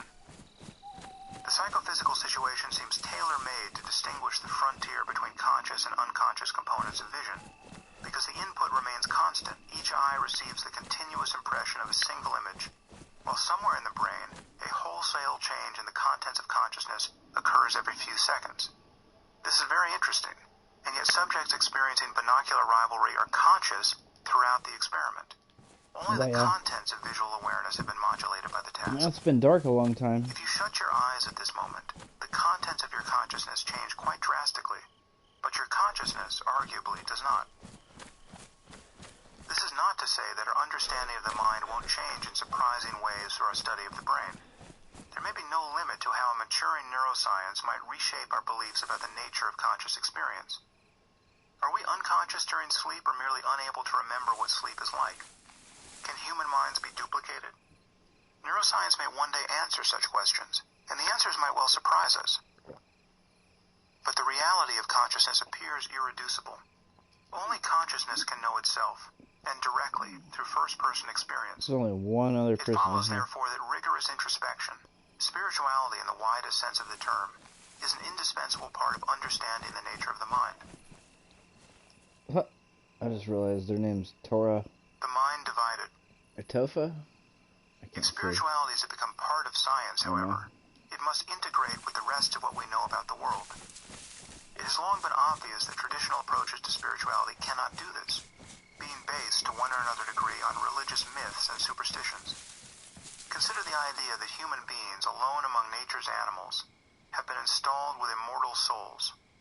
This dogma came under pressure the moment Darwin published On the Origin of Species in 1859, but it is now truly dead. By sequencing a wide variety of genomes, we have finally rendered our continuity with the rest of life undeniable. We are such stuff as yeasts are made of. Of course, only 25% of Americans believe in evolution, while 68% believe in the literal existence of Satan. But we can now say that any conception of our place in the universe that denies that we evolved from more primitive life forms is pure delusion. Neuroscience has also produced results that are equally hostile to the traditional idea of souls, and therefore to any approach to spirituality that presupposes their existence. One such finding, conclusively demonstrated in humans and animals since the 1950s, is widely known as the split brain, a phenomenon so at odds with common sense that even within the culture of science, it has defied integration into our thoughts. The human brain is divided at the level of the cerebrum, everything above the brainstem, into right and left hemispheres. The reason for this is still unclear, but it does not seem altogether strange that the left-right symmetry of our bodies would be reflected in our central nervous system. This structure turns out to have surprising consequences. The right and left hemispheres of all vertebrate brains are connected by several nerve tracts called commissures, the function of which we now know is to pass information back and forth between them. The main commissure in the brains of placental mammals like ourselves is the corpus callosum, the fibers of which link similar regions of the cortex across the hemispheres.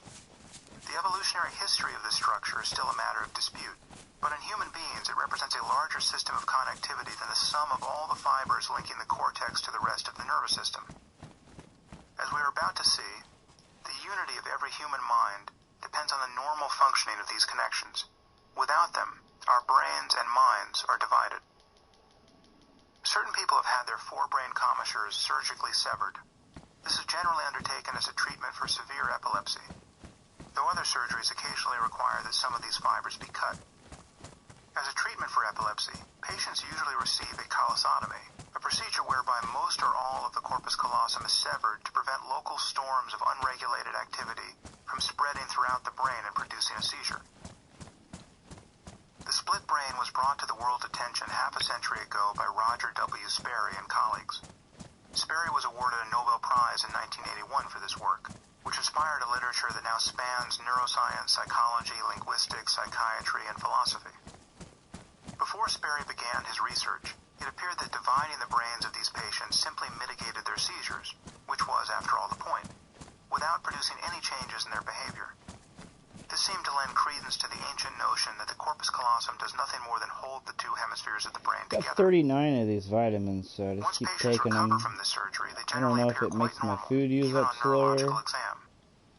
Under the Guess I could experimental read 'em. conditions that Sperry and his colleagues devised, however, first in cats and monkeys and then in humans, Strengthen two your immune principal system. findings emerged.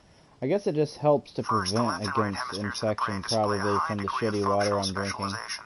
But This discovery was these not entirely new because are it had been actual known for at least a antibiotics, century that so those will damage to the cure left it hemisphere there. could These impair probably the just use of help language. prevent it. I'm just guessing. But the split brain procedure allowed scientists to test each hemisphere independently on a I got variety of boots, tasks, and my knife is in my boots. revealing a range of That segregated saves us abilities. space.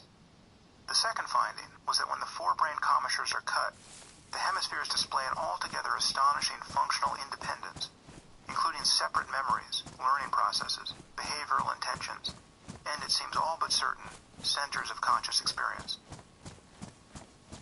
The independence of the hemispheres in a split-brain patient comes about because most nerve tracts running to and from the cortex are segregated, I'm left like and right. kinda just hoping I'll Everything that run up falls in on the some left kind of visual military field of each eye, base for or instance, someplace with is guns. I projected keep to the right bypassing hemisphere all the of the regular brain, and farmhouses everything and in the stuff, right visual but field is projected to the left now I just hemisphere. realized I'm really The same low pattern holds on for both rags, sensation and fine motor control in our and I don't like to extremities. be low on rags, Thus, each so hemisphere I'm probably relies on gonna intact go ahead and raid commissures this to receive information from its own side of the world.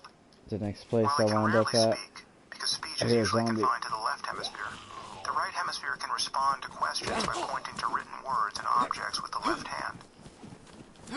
The classic demonstration of hemispheric independence in a split-brain patient runs as follows. Show the right hemisphere a word, egg, say, by briefly flashing it in the left half of the visual field. And the subject, speaking from his language-dominant left hemisphere, will claim to have seen nothing at all. Ask him to reach behind a partition and select with his left hand, yeah, that bandage which is is predominantly controlled by the right hemisphere. It's only got one bandage left, I Did think. not I gotta see. get some more. And he will succeed in picking out an egg from among a multitude of objects. Ask him to name the item he now holds in his left hand, without allowing the left hemisphere to get a look at it, and he will be unable to reply. If shown the egg and asked why he selected it from among the available materials, he will probably confabulate an answer again with his language-dominant left hemisphere, saying something like, "Oh, I picked it because I had eggs for breakfast yesterday." This is a peculiar state of affairs. When the lateralization of inputs to the brain is exploited in this way, it becomes difficult to say that the person whose brain has been split Surely is a that single one dude subject, didn't wind up for in the everything same about his house with me, behavior but suggests you that a never know. silent intelligence lurks in his right hemisphere, about which the articulate left hemisphere knows nothing. The duality of mind is further demonstrated by the fact that these patients can simultaneously perform separate manual tasks. For instance, a person whose brain is functioning normally will find it impossible to draw incompatible figures simultaneously with right and left hands. Divided brains accomplish this task easily, like two artists working in parallel. In the acute phase after surgery, patients' left and right hands sometimes engage in a tug-of-war over an object or sabotage each other's work. The left hemisphere can speak about its condition and may even understand the anatomical details of the procedure that has brought it about, yet it remains remarkably naive about the experience of its neighbor on the right. Even many years after surgery, the left hemispheres of these subjects express surprise and irritation when their right hemispheres respond to an experimenter's instructions. To ask the left hemisphere what it is like not to know what the right hemisphere is thinking is rather like asking a normal subject what it is like not to know what another person is thinking. He simply does not know what the other person is thinking, or even perhaps that he or she exists. What is most startling about the split brain phenomenon is that we have every reason to believe that the isolated right hemisphere is independently conscious. It is true that some scientists and philosophers have resisted this conclusion, but none have done so credibly. If complex language were necessary for consciousness, then all non-human animals and human infants would be devoid of consciousness in principle. If those whose left hemispheres have been surgically removed are still believed to be conscious, and they are, how could the mere presence of a functioning left hemisphere rob the right one of its subjectivity in the case of a split brain patient? The consciousness of the right hemisphere is especially difficult to deny whenever a subject possesses linguistic ability on both sides of the brain, because in such cases the divided hemispheres often express different intentions. In a famous example, a young patient was asked what he wanted to be when he grew up. His left brain replied, a draftsman, chlorine tablets. while his right brain used letter cards to spell out racing driver. Purify my water. I got the antibacterial, but just in case, it might still infect me. I don't want that. In such cases, each hemisphere might well have its own beliefs. Consider Take what these this says about the chlorine dogma widely held under Christianity and Islam, that a person's salvation depends upon their believing the right doctrine about God.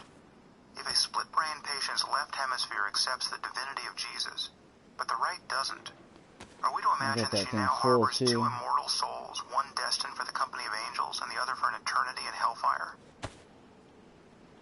The question of whether there is something that it is like to be the right hemisphere of a split-brain patient must be answered in the only way that it is ever answered in science. It just barely used We it. can merely observe that its behavior and I underlying wasted it. neurology are I think I sufficiently purified similar this to little that bit which of we water know to be too. correlated with consciousness in our own case. There's no difficulty in doing this for a normal split-brain patient who retains the use of her left hand. In fact, the consciousness of the disconnected right hemisphere is easier to establish than that for most toddlers. The question of whether the right hemisphere is conscious is really a pseudo-mystery used to bar the door to a great one, the uncanny fact that the human mind can be divided with a knife. Take some vitamins again. Structure and function. The right and left hemispheres of our brain show differences in their gross anatomy, There we go. many of which are also found in the brains of other animals. In humans, the left hemisphere generally makes a unique contribution to language and to the performance of complex movements. Consequently, damage on this side tends to be accompanied by aphasia, impairment of spoken or written language, and apraxia, impairment of coordinated movement. Afraid just in case somebody's stalking me. People usually show a right ear, left hemisphere, advantage for words, digits, nonsense syllables, I'm out of room Morse now. code, difficult rhythms, and the ordering of temporal information. Whereas they show a left ear, right hemisphere, advantage for melodies, musical chords, environmental sounds, and tones of voice. I ain't worried about it. Similar differences have been found for other senses as well. We know, for instance, that the right hand, sensation from which projects almost entirely to the left It's so hemisphere, dark, I guess, is anyway. better able to discriminate the order of stimuli, while the left hand is more sensitive to their spatial characteristics. However, the right hemisphere is dominant for many higher cognitive abilities, both in normal brains and in those that have been surgically divided. It tends to have an advantage when reading faces, intuiting geometrical principles and spatial relationships, perceiving wholes from a collection of parts, and judging musical chords. The right hemisphere is also better at displaying emotion with the left side of the face. I don't like that And though. at detecting I got this emotions in stuff others. ready just Interestingly, this obliges so us I to can make view a one another's fire. least expressive side of the face, I got the two right, long sticks though. I with our don't need most two long emotionally sticks. astute hemisphere, the right, and vice versa. Psychopaths generally do not show this right hemisphere advantage for the perception of emotion. Perhaps this is one reason why they are bad at detecting emotional distress in others. Most evidence suggests that the two hemispheres differ in temperament, and it now seems uncontroversial to say that they can make different and even opposing contributions to a person's emotional life. In a divided brain, the hemispheres are unlikely to perceive self and world in the same way, nor are they likely to feel the same way about them. Much of what makes us human is generally accomplished by the right side of the brain. Consequently, we have every reason to believe that the disconnected right hemisphere is independently conscious, and that the divided brain harbors two distinct points of view. This fact poses an insurmountable problem for the notion that each of us has a single, indivisible self, much less an immortal soul. The idea of a soul arises from the feeling that our subjectivity has a unity, simplicity, and integrity that must somehow transcend the biochemical wheelworks of the body. But the split brain phenomenon proves that our subjectivity can quite literally be sliced in two. This is why Sir John Eccles, a neuroscientist and committed Christian, declared against all evidence that the right hemisphere of the divided brain must be unconscious. This fact also has interesting ethical repercussions. For instance, the biologist Lee Silver wonders what we should do if a person with a split brain wanted to have her right hemisphere removed because she could no longer endure the conflict with her other self. Would this be a therapeutic intervention or a murder? However, the most important implications are for our view of consciousness. It is divisible, and therefore more fundamental than any apparent self. Imagine undergoing a complete colostomy. Like most surgeries of this kind, you could I be kept just awake want to make sure. because there are no pain receptors in the That's brain. so much water. I want to make sure There's that's also no reason to think purified. that you would lose consciousness during the procedure, I'm thinking because a about it person and could it's have an dark entire anyway. hemisphere removed, a hemispherectomy, It still without says the I can loss of combine them. consciousness. I know I did it Nor would already, you but suffer any lapse in I'm gonna do memory. it one more time. After surgery, you would tend to speak That's in a enough way water to last for a characteristic of month. alexithymia, the inability to describe your Make sure emotional it's good life. water. I don't have to worry And you about might also demonstrate an inappropriate degree of Okay. politeness. Whether or not you had occasion Hopefully I to didn't notice these changes in yourself, over-purify it. it seems all but certain that you would retain your sense of being a self throughout the experience. Given that each hemisphere in your divided brain would have its own point of view, whereas you now appear to have only one, it is natural to wonder which side of the longitudinal fissure you would find yourself on once the corpus callosum was cut. Would you land on the right or the left? It is hard to resist the uncanny demands of arithmetic here. Assuming that you were not simply extinguished and replaced by two new subjects, which seems ruled out by the fact that you would probably remain conscious throughout the procedure and retain your memories, it is tempting to conclude that your subjectivity must collapse to a single hemisphere. Once the surgery was over, it would be obvious that you can't be on both sides of the Great Divide. Perhaps it is reasonable to believe that you would find yourself in the left hemisphere, retaining the reins of speech, since speech and discursive Okay, another thinking do thing I much need to to make define your sure I experience in do. the present. I have plenty of But food. consider some of I the have other a shitload cognitive of abilities food. you now consciously enjoy, Shitload of water. which we I'm know gonna get are rid of the governed stick. primarily by your right hemisphere. Who, for instance, would greet your Because if I loved do ones with find your left hand weapons, and effortlessly recognize their faces, I their might keep facial the water expressions, bottle right and their now tones of just voice? because I may abandon the I think this drug. riddle admits of a rather straightforward solution. If I find weapons, Consciousness, I need to make whatever its sure I have relation room to for neural them. events, is divisible.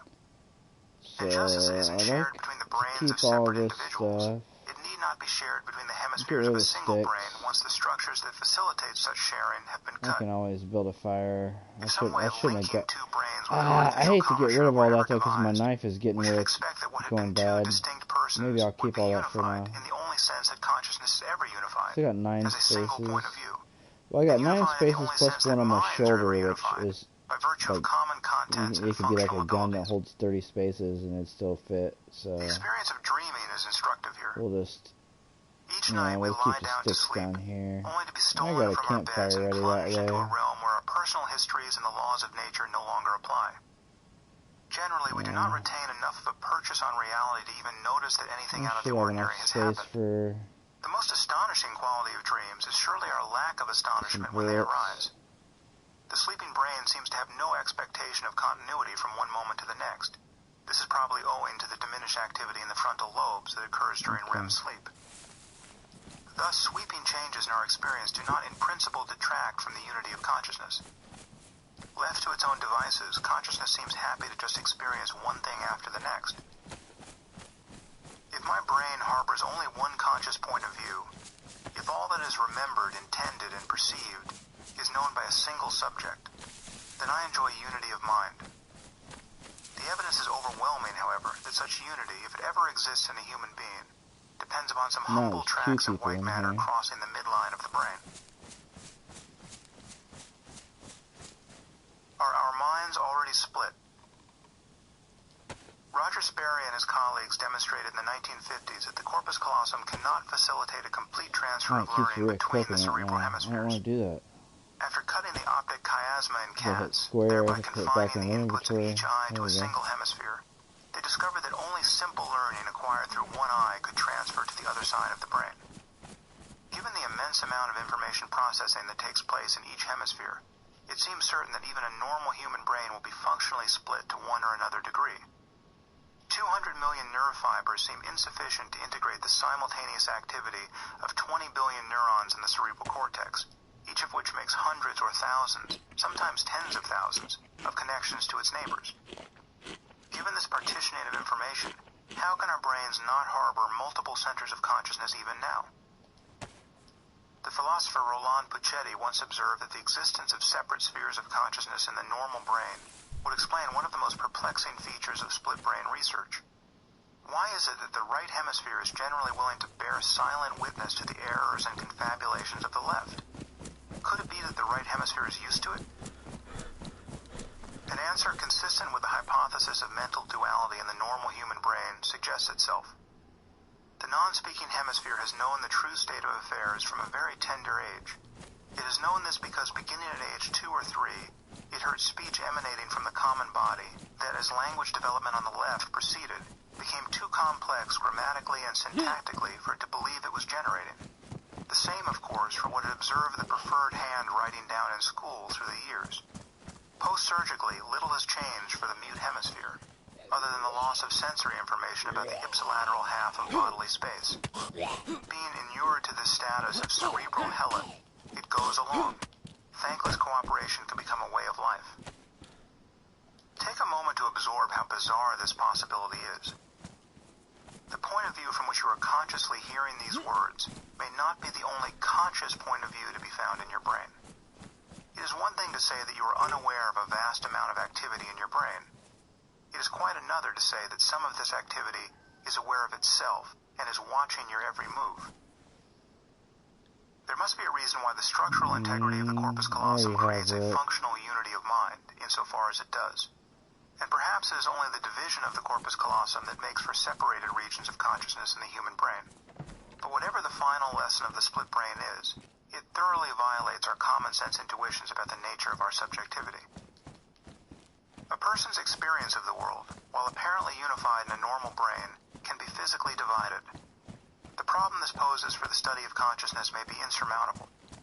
If I were to interrogate my brain with the help of a colleague, one who was willing to expose my cortex and begin probing with a microelectrode, neither of us would know what to make of a region that failed to influence the contents of, quote, my consciousness.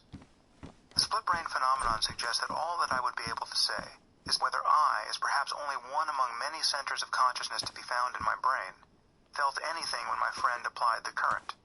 Feeling nothing, I wouldn't know whether the neurons in question constituted a region of consciousness in their own right.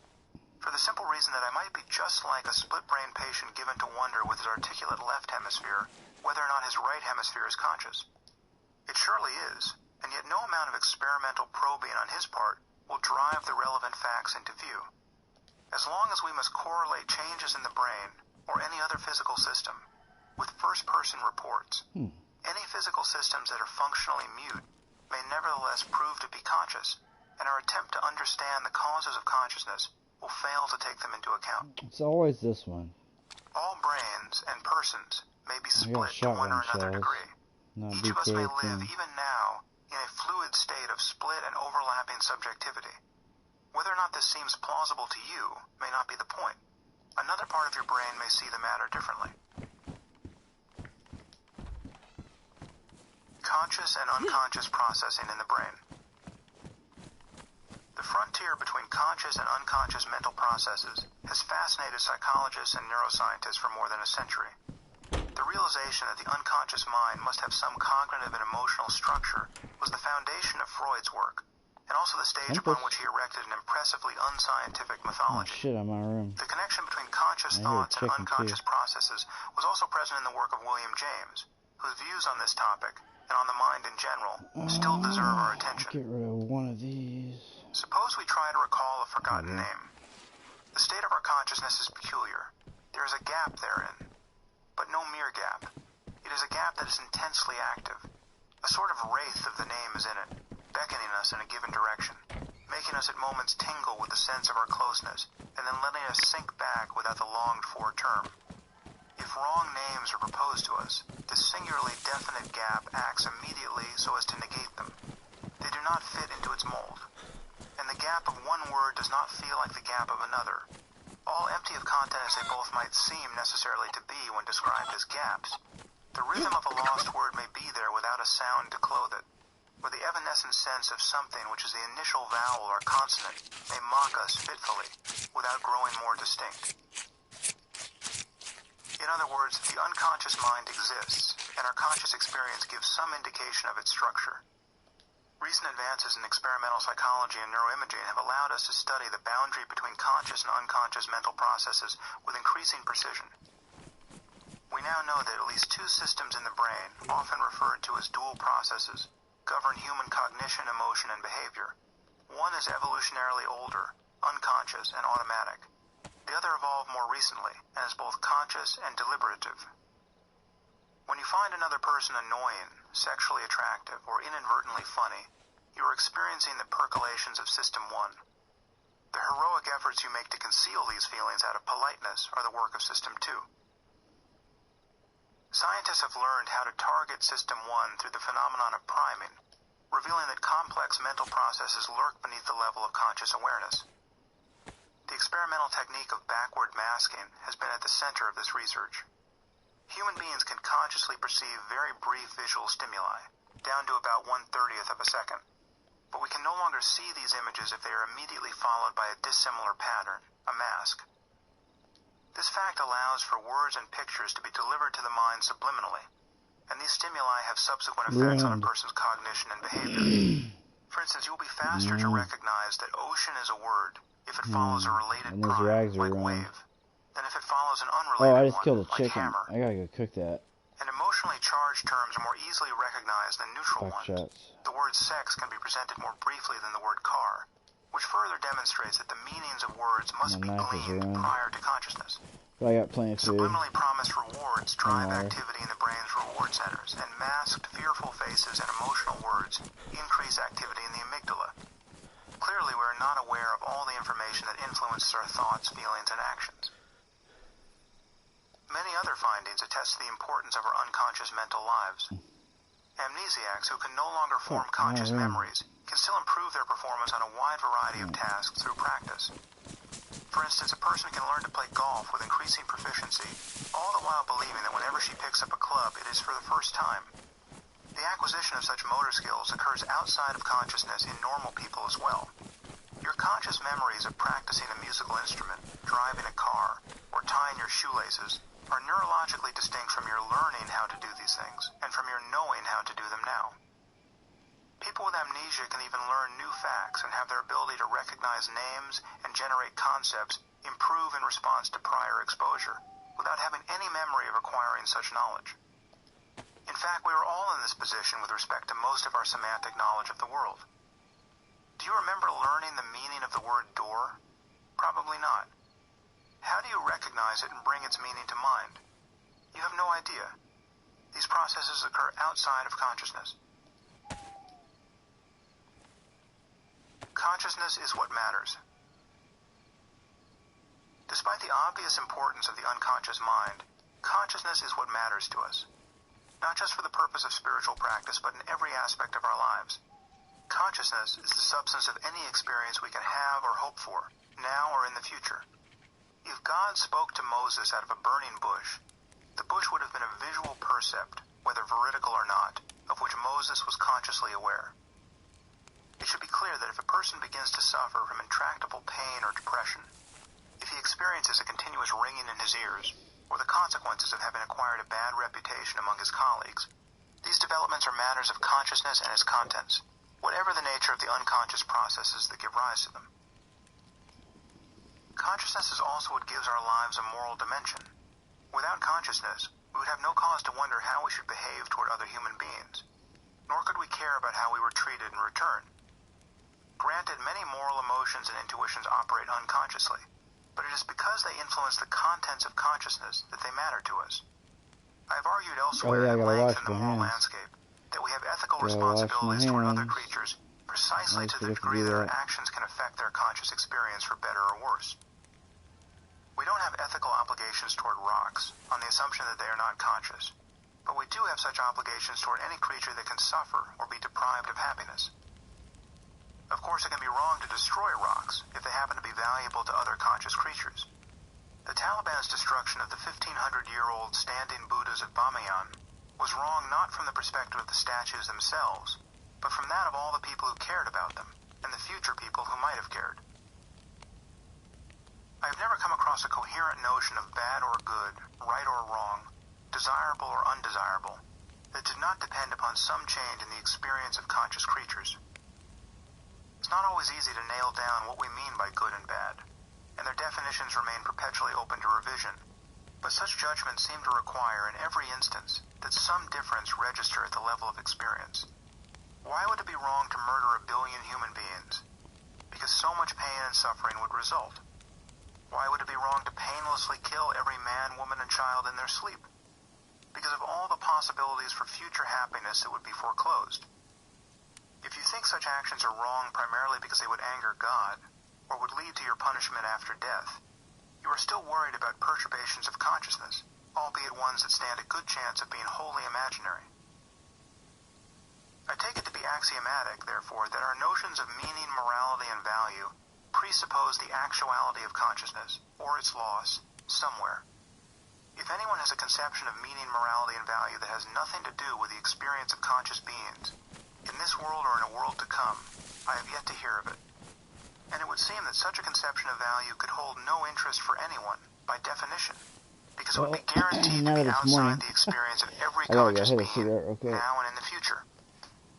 The fact that the universe is illuminated where you stand, that your thoughts and moods and sensations have a qualitative character in this moment, is a mystery, exceeded only by the mystery that there should be something rather than nothing in the first place.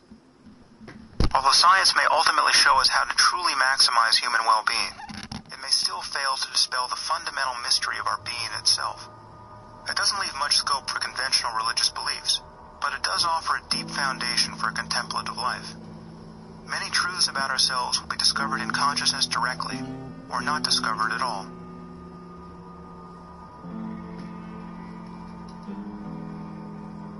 Chapter 3. The Riddle of the Self. I once spent an afternoon on the northwestern shore of the Sea of Galilee, atop the mount where Jesus is believed to have preached his most famous sermon. It was an infernally hot day, and the sanctuary where I sat was crowded with Christian pilgrims from many continents. Some gathered silently in the shade, while others staggered about in the sun taking photographs. As I gazed at the surrounding hills, a feeling of peace came over me. It soon grew to a blissful stillness that silenced my thoughts. In an an instant, the sense of being a separate self, an I or a me, vanished. Everything was as it had been. The cloudless sky, the brown hills sloping to an inland sea, the pilgrims clutching their bottles of water. But I no longer felt separate from the scene, peering out at a world from behind my eyes. Only the world remained. The experience lasted just a few seconds, but it returned many times as I looked out over the land where Jesus is believed to have walked, gathered his apostles, and worked many of his miracles. If I were a Christian, I would undoubtedly have interpreted this experience in Christian terms. I might believe that I had glimpsed the oneness of God, or had been touched by the Holy Spirit. If I were a Hindu, I might think in terms of Brahma, the eternal self, of which the world and all individual minds are thought to be a mere modification. If I were a Buddhist, I might talk about the Dharmakaya of emptiness, in which all apparent things manifest as in a dream. But I am simply someone who is making his best effort to be a rational human being. Consequently, I'm very slow to draw metaphysical conclusions from experiences of this sort. And yet I glimpse what I will call the intrinsic selflessness of consciousness every day, whether at a traditional holy site, or at my desk, or while having my teeth cleaned. This is not an accident. I've spent many years practicing meditation, the purpose of which is to cut through the illusion of the self. My goal in this chapter and the next is to convince you that the conventional sense of self is an illusion, and that spirituality largely consists in realizing this moment to moment. There are logical and scientific reasons to accept this claim, but recognizing it to be true is not a matter of understanding these reasons. Like many illusions, the sense of self disappears when closely examined, and this is done through the practice of meditation. Once again, I am suggesting an experiment that you must conduct for yourself, in the laboratory of your own mind, by paying attention to your experience in a new way. The Buddha's famous parable meant to denigrate mere intellectualism seems apropos here. A man is struck in the chest with a poisoned arrow. A surgeon rushes to his side to begin the work of saving his life. But the man resists these ministrations. He first wants to know the name of the fletcher who fashioned the arrow's shaft, the genus of the wood from which it was cut, the disposition of the man who shot it, the name of the horse upon which he rode, and 1,000 other things that have no bearing upon his present suffering or his ultimate survival. The man needs to get his priorities straight. His commitment to thinking about the world results from a basic misunderstanding of his predicament. And though we may be only dimly aware of it, we too have a problem that will not be solved by acquiring more conceptual knowledge. Little has changed since the Buddha's time. Many people claim to have no interest at all in spiritual life. Indeed, most scientists and philosophers disdain the subject, for it suggests a neglect of intellectual standards. Bliss, it has been noted, is not conducive to detached observation. And yet we are all seeking fulfillment, while living at the mercy of changing experience. Whatever we acquire in life gets dispersed. Our bodies age. Our relationships fall away. Even the most intense pleasures last only a few moments. And every morning, we are chased out of bed by our thoughts. In this chapter, I will invoke a variety of concepts that have yet to do much useful work in our study of the natural world, or even of the brain, but do very heavy lifting throughout the course of our lives. Concepts such as self and ego and I.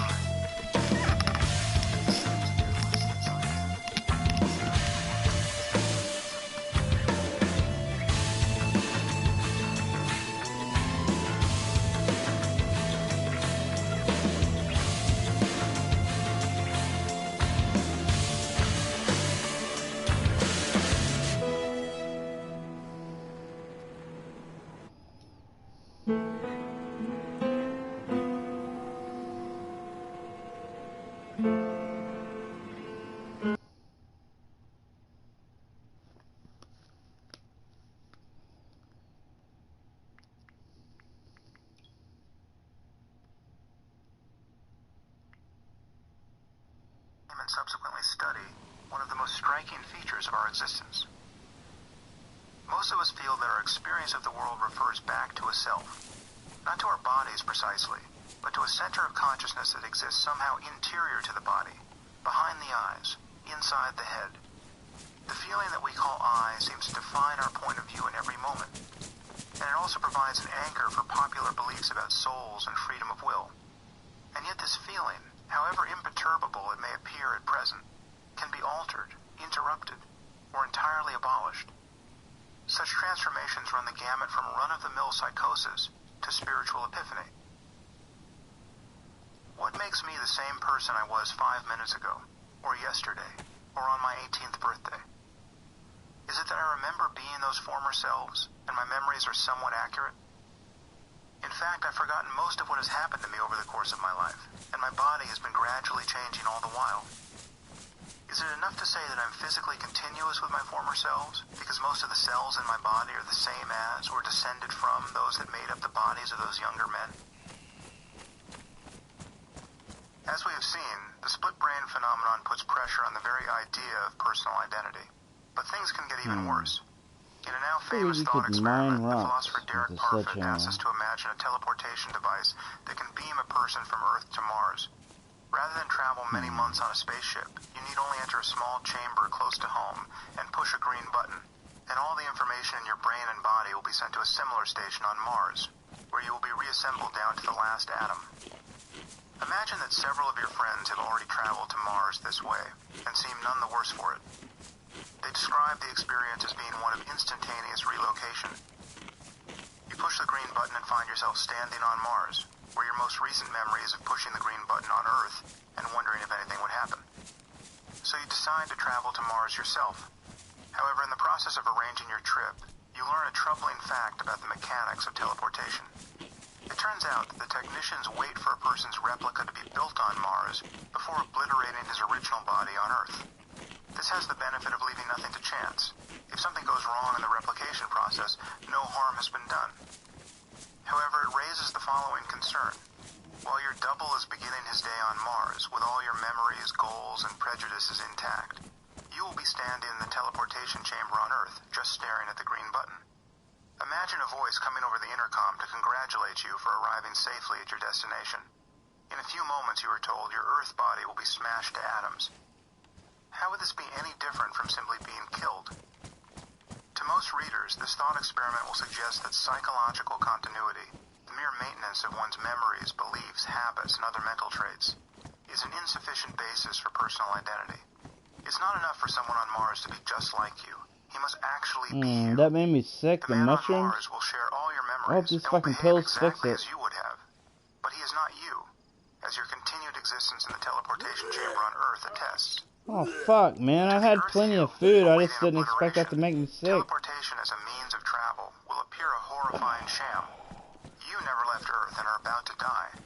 Your friends, you now realize, have been repeatedly copied and killed. I got 8 And the left problem now. with teleportation is somehow not obvious if a person is disassembled before his replica is built. In that case, it's tempting to say that teleportation works, and that he is really stepping onto the surface of Mars. Still there. I don't know if it goes away or is it a virus. Should be bacteria. It's like mushroom. My brain and body, and if they get destroyed, that's the end of me. What the fuck? But Parfit shows that physical continuity matters only because it normally supports this better not kill me just because I ate that stupid mushroom. Merely hanging on to one's brain and body cannot be an end in itself. Just consider the unfortunate case of someone with advanced dementia. I'll wait a while and He's then physically take but one not more. psychologically continuous with the person he used to be.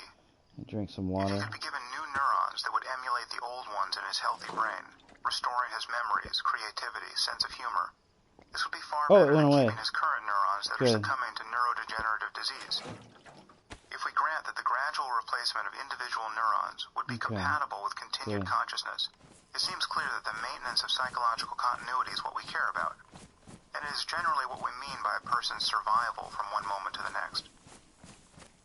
Parfit pushes the concept of personal identity about as far as it can go, and resolves the apparent paradox of teleportation. I got away with it before. I thought it was okay. Identity is not what matters.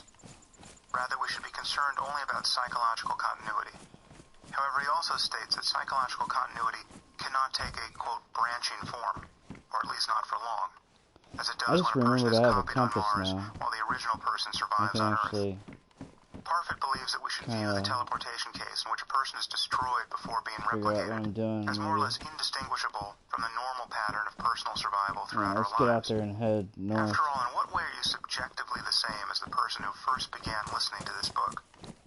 In the only way that you can be, by displaying some degree of psychological continuity with that past self. Viewed in this way, it is difficult to see how teleportation is any different from the mere passage of time. As Parfit says, quote, I want the person on Mars to be me in a specially intimate way in which no future person will ever be me. What I fear will be missing is always missing. Ordinary survival is about as bad as being destroyed and replicated. Here, Parfit does not mean bad in the sense that we should find these truths depressing. He's merely arguing that ordinary survival from moment to moment is no more demonstrative of personal identity than destruction and replication would be. Parfit's view of the self, which he appears to have arrived at independently through an immensely creative use of thought experiments, is essentially the same as the one found in the teachings of Buddhism. There is no stable self that is carried along from one moment to the next. I agree with most of what Parfit has to say about personal identity. However, because his view is purely the product of logical argument, it can seem uncannily detached from the reality of our lives. Although experience and meditation may not immediately resolve the teleportation paradox, or make it clear why one should care about one's future experience any more than that of a stranger, it can make these philosophical problems easier to think about. When talking about psychological continuity, we are talking about consciousness and its contents, the persistence of autobiographical memories in particular. Everything that is personal, everything that differentiates my consciousness from that of another human being, relates to the contents of consciousness. Memories, perceptions, attitudes, desires, these are appearances in consciousness. If my consciousness were suddenly filled with the contents of your life, Yeah, see, that was really slow with your memories, hopes, fears, sensory when I was getting impressions, attacked by and wolves relationships, before. I would no longer be me. I could have done that, but I kept wanting to aim like that, and it was teleportation really case. slow. That's a lot better there. My consciousness is, quote, mine, only I don't have because any the bullets right now particularities anyway, of my but life are illuminated as and where they arise. For instance, I currently have an annoying pain in my neck, the result of a martial arts injury. Why is this my pain? Why am I the only one who is directly aware of it? These questions are a symptom of confusion. There is no I who is aware of the pain. The pain is simply arising in consciousness in the only place it can arise, at the conjunction of this brain and this neck. Where else could this particular pain be felt? If I were cloned through teleportation, an identical pain might be felt in an identical neck on Mars, but this pain would still be right here in this neck. Whatever its relation to the physical world, consciousness is the context in which the objects of experience appear. The sound of my reading this book, the sensation of your back against a chair. There is nowhere else for them to appear. For their very appearance is consciousness in action, and anything that is unique to your experience of the world must appear amid the contents of consciousness. We have every reason to believe that these contents depend upon the physical structure of your brain. Duplicate your brain, and you will duplicate, quote, your contents in another field of consciousness. Divide your brain, and you will segregate these contents in bizarre ways. there's a goat here. We know from experiments both real and imagined that psychological continuity is divisible and can therefore be inherited by more than one mind. If my brain were surgically divided by colossotomy tomorrow, this would create at least two independent conscious minds, both of which would be psychologically continuous with the person who is now writing this paragraph. If my linguistic abilities happen to be distributed across both hemispheres, each of these minds might remember having written this sentence. The question of whether I would land in the left hemisphere or the right doesn't make sense, being based as it is on the illusion that there is a self bobbing on the stream of consciousness like a boat on the water. But the stream of consciousness can divide and follow both tributaries simultaneously. Should these tributaries converge again, the final current would inherit the memories of each. If after years of living apart, my hemispheres were reunited, their memories of separate existence could in principle appear in the combined memory of a single consciousness. There would be no cause to ask where myself had been while my brain was divided. Only some of them work because no for some I reason. exists apart from the stream. The moment we see this, the divisibility of the human mind begins to seem less paradoxical. Subjectively speaking, the only thing that actually exists is consciousness and its contents, and the only thing relevant to the question of personal identity is psychological continuity from one moment to the next. What are we calling I? One thing each of us knows for certain is that reality vastly exceeds our awareness of it. I am, for instance, sitting at my desk, drinking coffee. Gravity is holding me in place, and the manner in which this is accomplished eludes us to this day. The integrity of my chair is the result of the electrical bonds between atoms, entities I have never seen but which I know must exist, in some sense, with or without my knowledge. The coffee is dissipating heat at a rate that could be calculated with precision, and the second law of thermodynamics decrees that it is, on balance, losing heat every moment rather than gathering it from the cup or the surrounding air. None of this is evident to me from direct experience, however. Forces of digestion and metabolism are at work within me that are utterly beyond my perception or control. Most of my internal organs may as well not exist for all I know of them directly, and yet I can be reasonably certain that I have them, arranged much as any medical textbook would suggest. The taste of the coffee, my satisfaction at its flavor, the feeling of the warm cup in my hand. While these are immediate facts with which I am acquainted, they reach back into a dark wilderness of facts I will never come to know. I have neurons firing and forming new connections in my brain every instant, and these events determine the character of my experience. But I know nothing directly about the electrochemical activity of my brain, and yet this soggy miracle of computation appears to be working for the moment and generating a vision of a world. The more I persist in this line of thought, the clearer it becomes that I perceive scarcely a scintilla of all that exists to be known. I can, for instance, reach for my cup of coffee and set it down, seemingly as I please. These are intentional actions, and I perform them. But if I look for what underlies these movements, motor neurons, muscle fibers, neurotransmitters, I can't feel or see a thing. And how do I initiate this behavior? I haven't a clue. In what sense, then, do I initiate it? That is difficult to say. The feeling that I intended to do what I just did seems to be only that, a feeling of some internal signature. Perhaps the result of my brains having formed a predictive model of its ensuing actions. It may not be best classified as a feeling, but surely it is something. Otherwise, how could I note the difference between voluntary and involuntary behavior? Without this impression of agency, I would feel that my actions were automatic or otherwise beyond my control. One question immediately presents itself. Where am I that I have such a poor view of things? And what sort of thing am I that both my outside and my inside are so obscure? And outside and inside of what? My skin? Am I identical to my skin?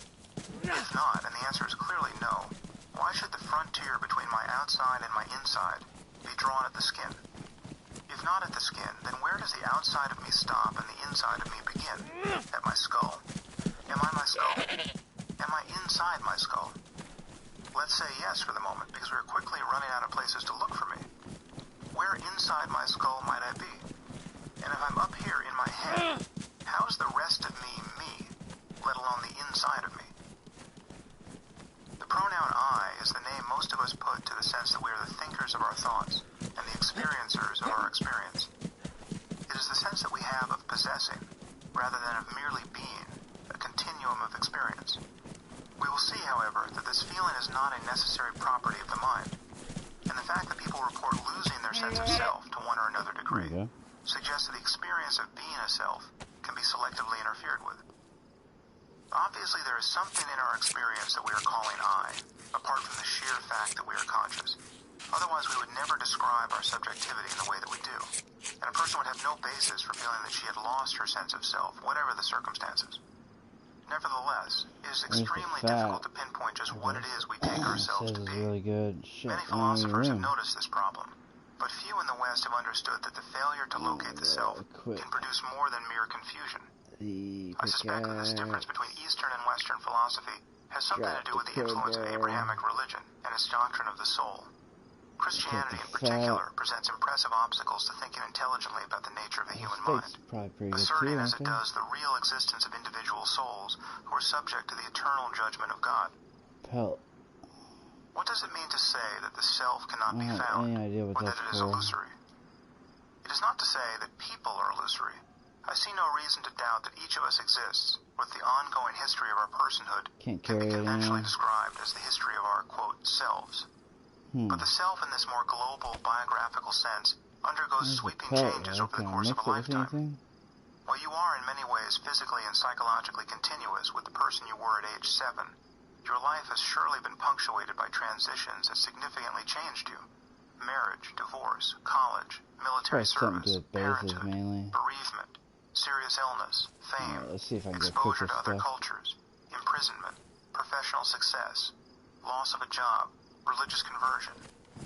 Each of us knows what it is like to develop new capacities, understandings, opinions, and tastes over the course of time. It is convenient to ascribe these changes to the self. That is not the self I am talking about. The self that does not survive scrutiny is the subject of experience in each present moment. The feeling of being a thinker inside one's head. The sense of being an owner or inhabitant of a physical body, which this false self seems to appropriate as a kind of vehicle. Even if you don't believe such a homunculus exists, perhaps because you believe on the basis of science that you are identical to your body and brain rather than a ghostly resident therein, you almost certainly feel like an internal self in almost every waking moment. And yet, however one looks for it, this self is nowhere to be found. It cannot be seen amid the particulars of experience, and it cannot be seen when experience itself is viewed as a totality. However, its absence can be found, and when it is, the feeling of being a self disappears.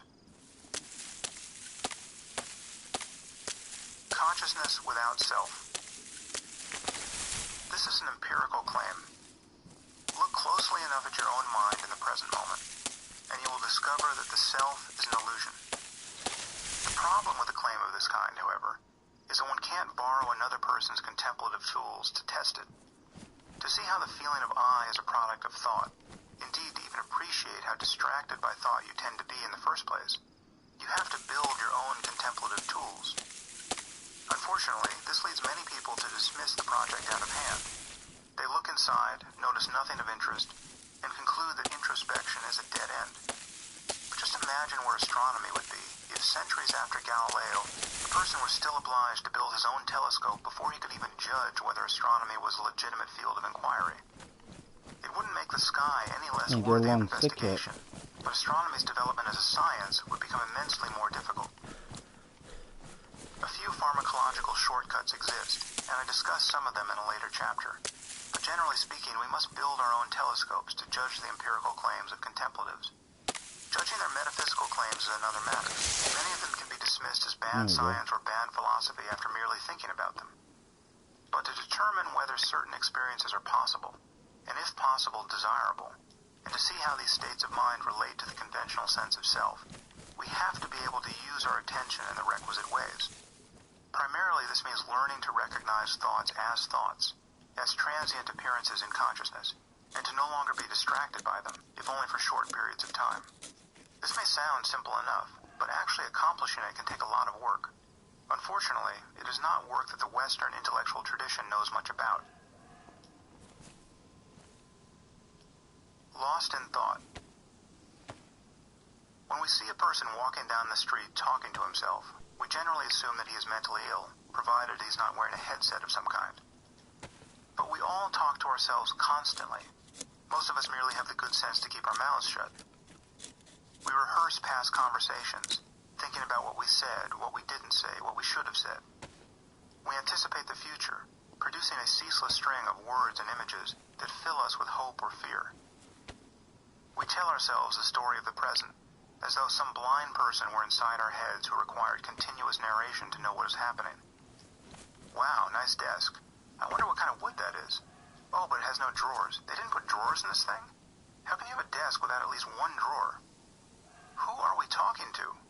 No one else is there. And we seem to imagine that if we just keep this inner monologue to ourselves, it is perfectly compatible with mental health. Perhaps it isn't. As I was working to finish this book, we experienced a series of plumbing leaks in our house. The first appeared in the ceiling of a storage room. We consider ourselves genuinely lucky to have found it, because this was a room we might have gone months without entering. A plumber arrived within a few hours, cut the drywall, and fixed the leak. A plasterer came the next day, repaired the ceiling, and painted it. This sort of thing happens eventually in every home, I told myself, and my prevailing feeling was of gratitude. Civilization is a wonderful thing. Then a similar leak appeared in an adjacent room a few days later. Contact information for both the plumber and the plasterer was at my fingertips. Now I felt only annoyance and foreboding. A month later, the horror movie began in earnest. A pipe burst, flooding 600 square feet of ceiling. This time the repair took weeks and created an immense amount of dust. 2 cleaning crews were required to deal with the aftermath, vacuuming hundreds of books, drying and shampooing the carpet, and so forth. Roasted fat. Throughout all this, we were forced to live without heat. They said this stuff lasts the dust forever. from the repair would have been sucked into the vents, and we would have been breathing it in every room of the house. I don't even know. Eventually, however, the problem was fixed. I don't even know if you We have to would cook it have or no more not. leaks. And then last night, scarcely 1 month after the previous repair, we heard the familiar sound of water falling onto carpet. The moment I heard the first drops, I was transformed into a hapless, uncomprehending, enraged man racing down a staircase.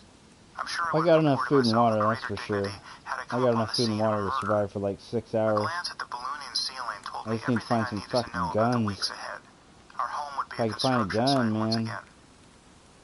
I don't know, I Of course, might a go house to is like a physical medium object population server and beholden to go the laws hunting. of nature, and it won't fix itself.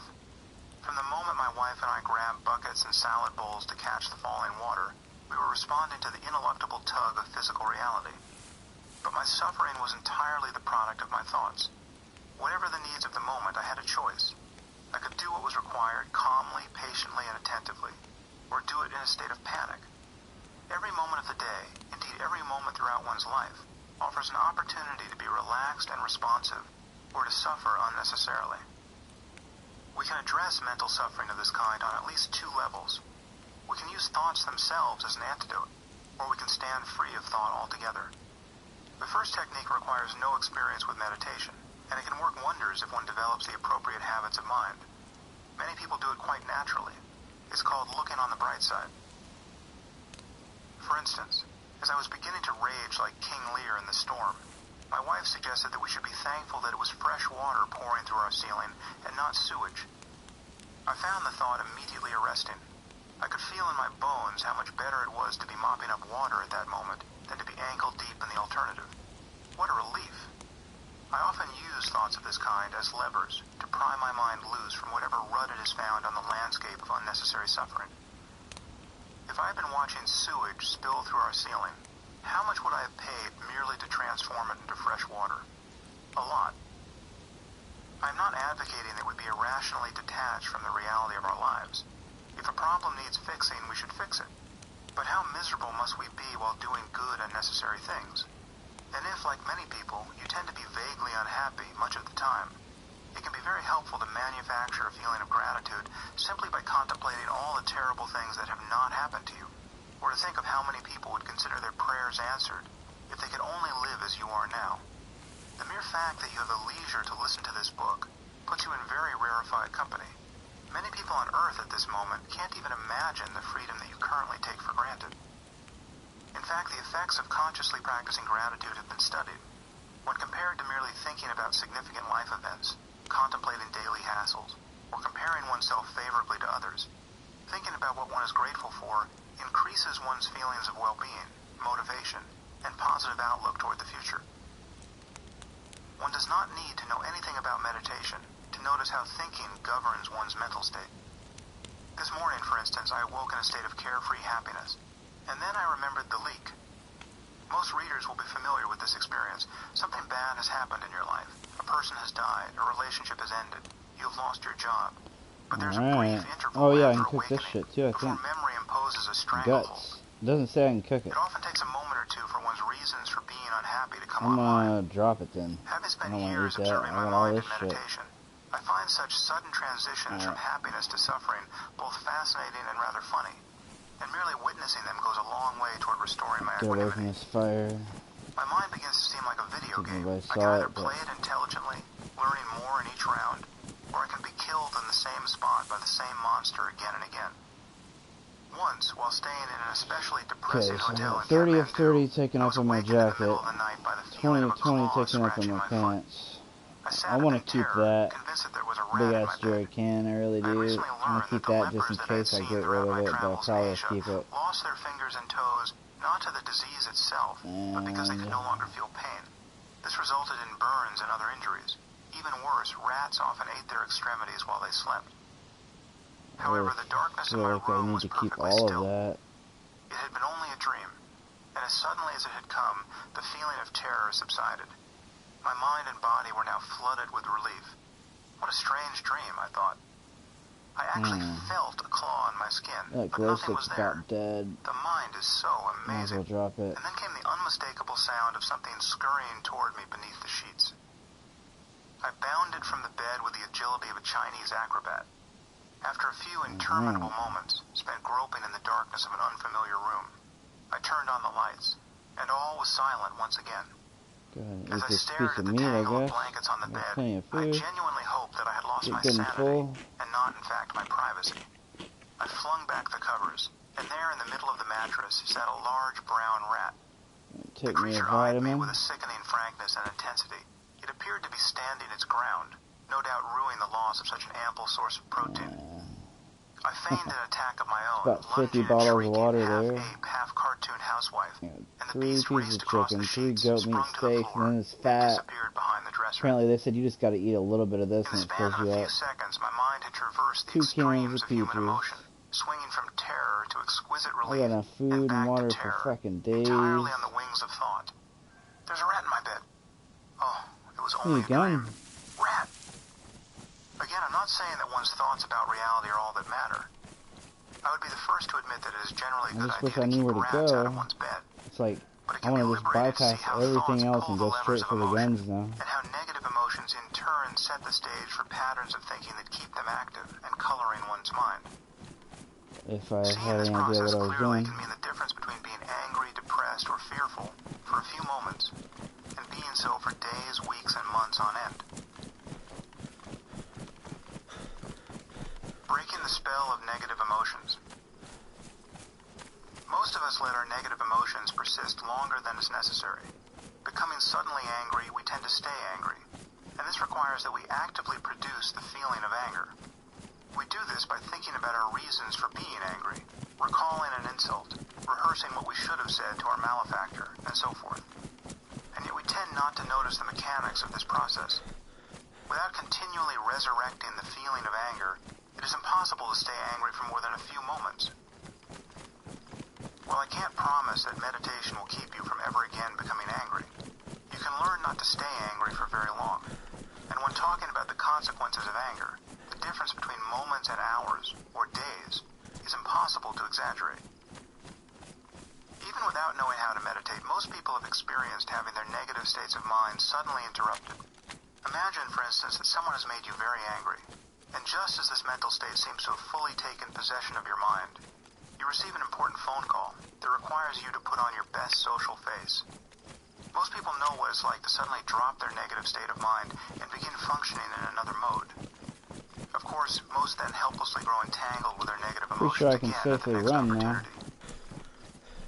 Become sensitive But to my these interruptions in the continuity of your mental states. stamina is You are very low depressed, because say, I have a lot of stuff. but you are suddenly moved to laughter by something you read. Like I'd go to You are that bored and house, impatient but while sitting in traffic, but then are I don't know, cheered it's by a a phone special call looking from a brown close friend. house.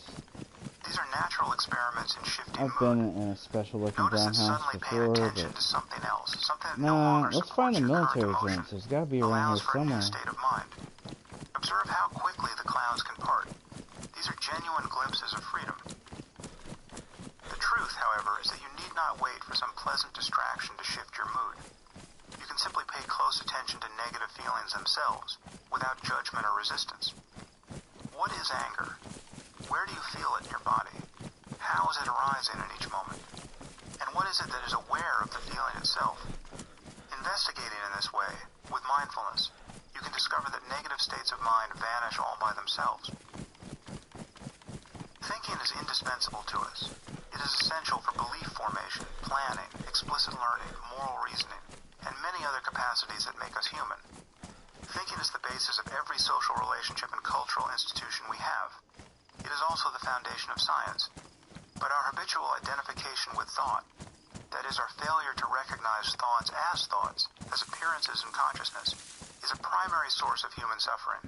It also gives rise to the illusion that a separate self is living inside one's head. See if you can stop thinking for the next 60 seconds. You can notice your breath or listen to sounds, but do not let your attention be carried away by thought, any thought, even for an instant. Pause this book and give it a try. Some of you will be so distracted by thought as to imagine that you succeeded. In fact, beginning meditators often think that they are able to concentrate on a single object, such as the breath, for minutes at a time, only to report after days or weeks of intensive practice that their attention is now carried away by thought every few seconds. This is actually progress. It takes a certain degree of concentration to even notice how distracted you are. Even if your life depended on it, you could not spend a full minute free of thought. This is a remarkable fact about the human mind.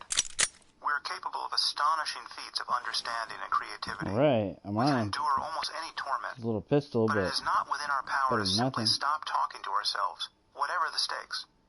It's not even in our power to recognize each thought as it I got arises 5 in bullets, consciousness, but without getting distracted better than every few nothing. seconds by one of them.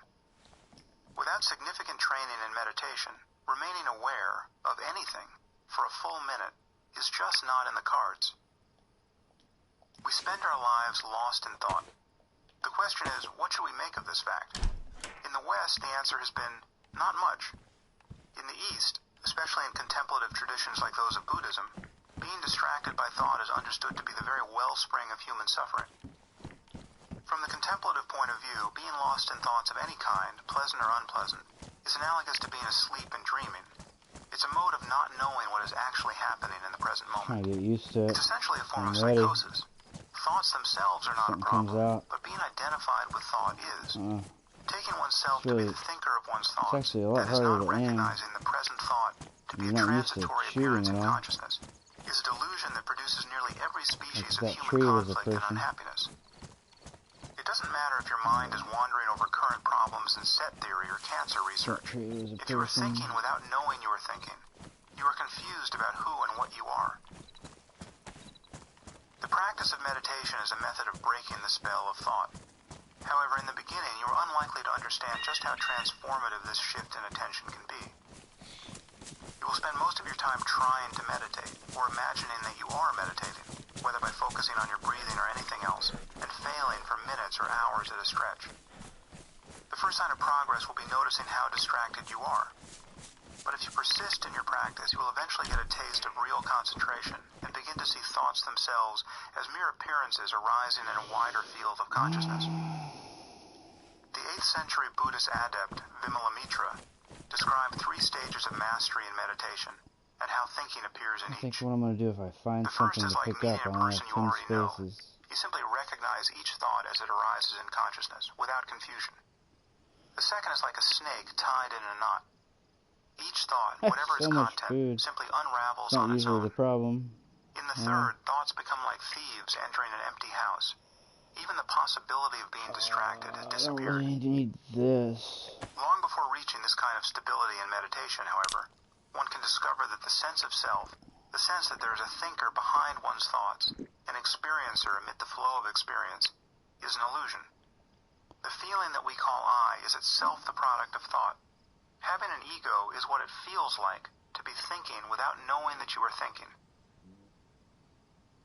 Consider the following train of thought, a version of which may have already passed through your mind. What is Harris going on about? I know I'm thinking. I'm thinking right now. What's the big deal? I'm thinking, and I know it.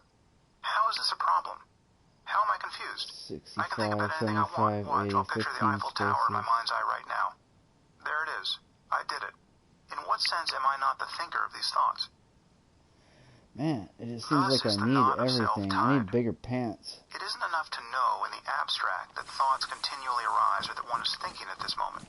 For such knowledge is itself mediated by thoughts that are arising unrecognized. It is the identification with these thoughts, that is, the failure to recognize them as they spontaneously appear in consciousness, that produces the feeling of I. One must be able to pay attention closely enough to glimpse what consciousness is like between thoughts, that is, prior to the arising of the next one. Consciousness does not feel like a self. Once one realizes this, the Okay, status of pants. thoughts themselves as transient expressions of consciousness can be understood. 24. What are we conscious No. of? We are Standard. conscious of the world, I don't have We're a conscious of our sewing kit, bodies so in then the I world. would be cold. and we also imagine that we are conscious of ourselves It's not within our that much bodies. bigger. After all, most of us don't feel merely identical to I'll our leave them bodies. there. We seem to be riding around inside our And some bodies. rags. We feel like inner subjects that can use the body as a kind of object. This last impression is an illusion that can be dispelled. The selflessness of consciousness is in plain view in every present moment, and yet it remains difficult to see. This is not a paradox. Many things in our experience are right on the surface, but they require some training or technique to observe. Consider the optic blind spot. The optic nerve passes through the retina of each eye, creating a small region in each visual Something field. I'm curious where if we I are can effectively do blind. ahead of time.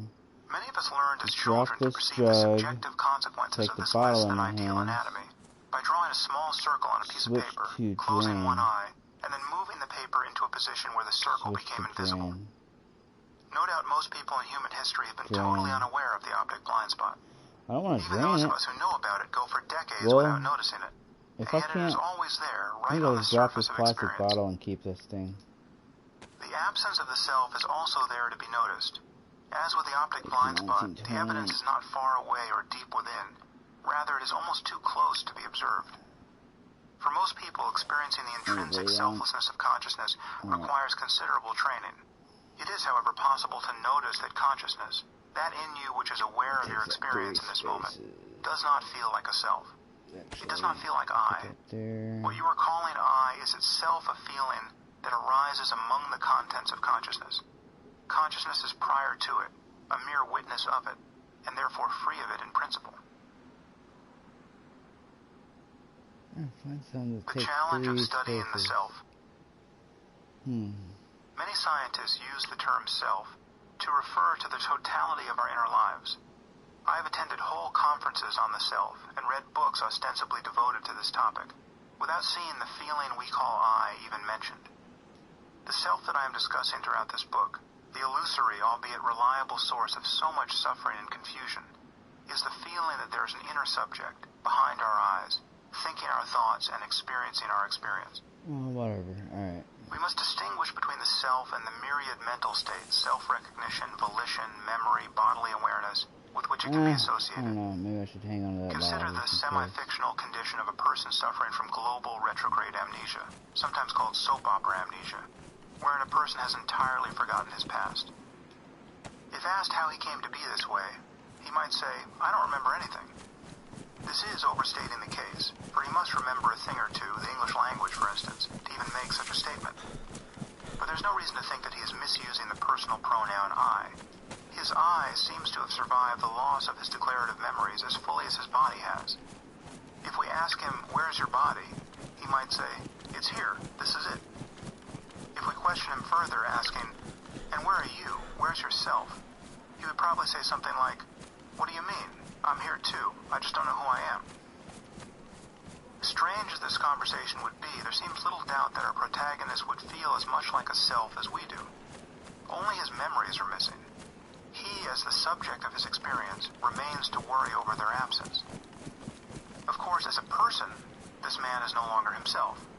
He doesn't remember the names or the faces of his closest friends. He may not know which foods he likes. His private fears and professional goals have disappeared without a trace. We may say that he is scarcely a person at all, but he is a self all the same, and one that is suffering a bewildering dissociation from both past and future. Or consider the condition of a person who is having an out-of-body experience, abbreviated as OBE. The sense of leaving one's body is a staple of mystical literature, and has been reported across many cultures. It is often associated with epilepsy, migraine, sleep paralysis, and, as we will see in Chapter 5, the, quote, near-death experience. It may occur in as much as 10% of the population. During an OBE, the subject feels that she has physically left her body, and this often includes a sense that she can see her own body in full, as though from a point outside her head. A brain area called the temporal parietal junction, a region known to be involved in sensory integration and body representation, seems to be responsible for this effect. Whether or not a person's consciousness can really be displaced is irrelevant. The point is that it can seem to be, and this fact draws yet another boundary between the self and the rest of our personhood. It is possible to experience oneself as apparently outside a body.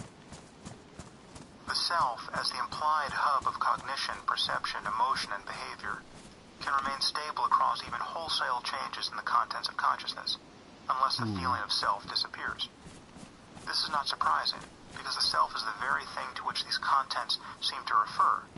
Not the body or mind per se, Just but in the point of case I view from which forget, both body and mind purify that seem to water. be mine in every present moment.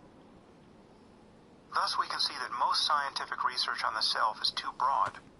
If the sense of self is a sense of being the subject of experience, It should not be conflated with a wider range of experiences. Okay, that water's safe. I refers to the feeling that our faculties have been appropriated, that a center of will and cognition interior to the body, somewhere behind the face, If I had is 2 doing bottles the of seeing, water. hearing, and thinking. And yet in seeking to understand the self, many scientists study things such as spatial cognition, voluntary action, feelings of body ownership, and episodic memory. While these phenomena greatly influence our experience in each moment, they are not integral to the feeling that we call I. Consider the sense of body ownership. It must be produced at least in part by the integration of different streams of sensory information. We feel the position of our limbs in space. We see them at appropriate locations in our visual field, and our experience of touching objects generally coincides with the sight of them coming into contact with our skin. An analogous synchrony occurs whenever we execute a voluntary movement. No doubt our sense of body ownership is essential for our survival and for relating to others. Any loss or distortion of this sense can be profoundly disorienting. But disorienting to whom? When I am lying on the operating table, feeling the first effects of intravenous sedation, and find that I can no longer sense the position of my limbs in space, or even the existence of my body, who is it that has been deprived of these inputs? It is I, the almost ever-present subject of my experience.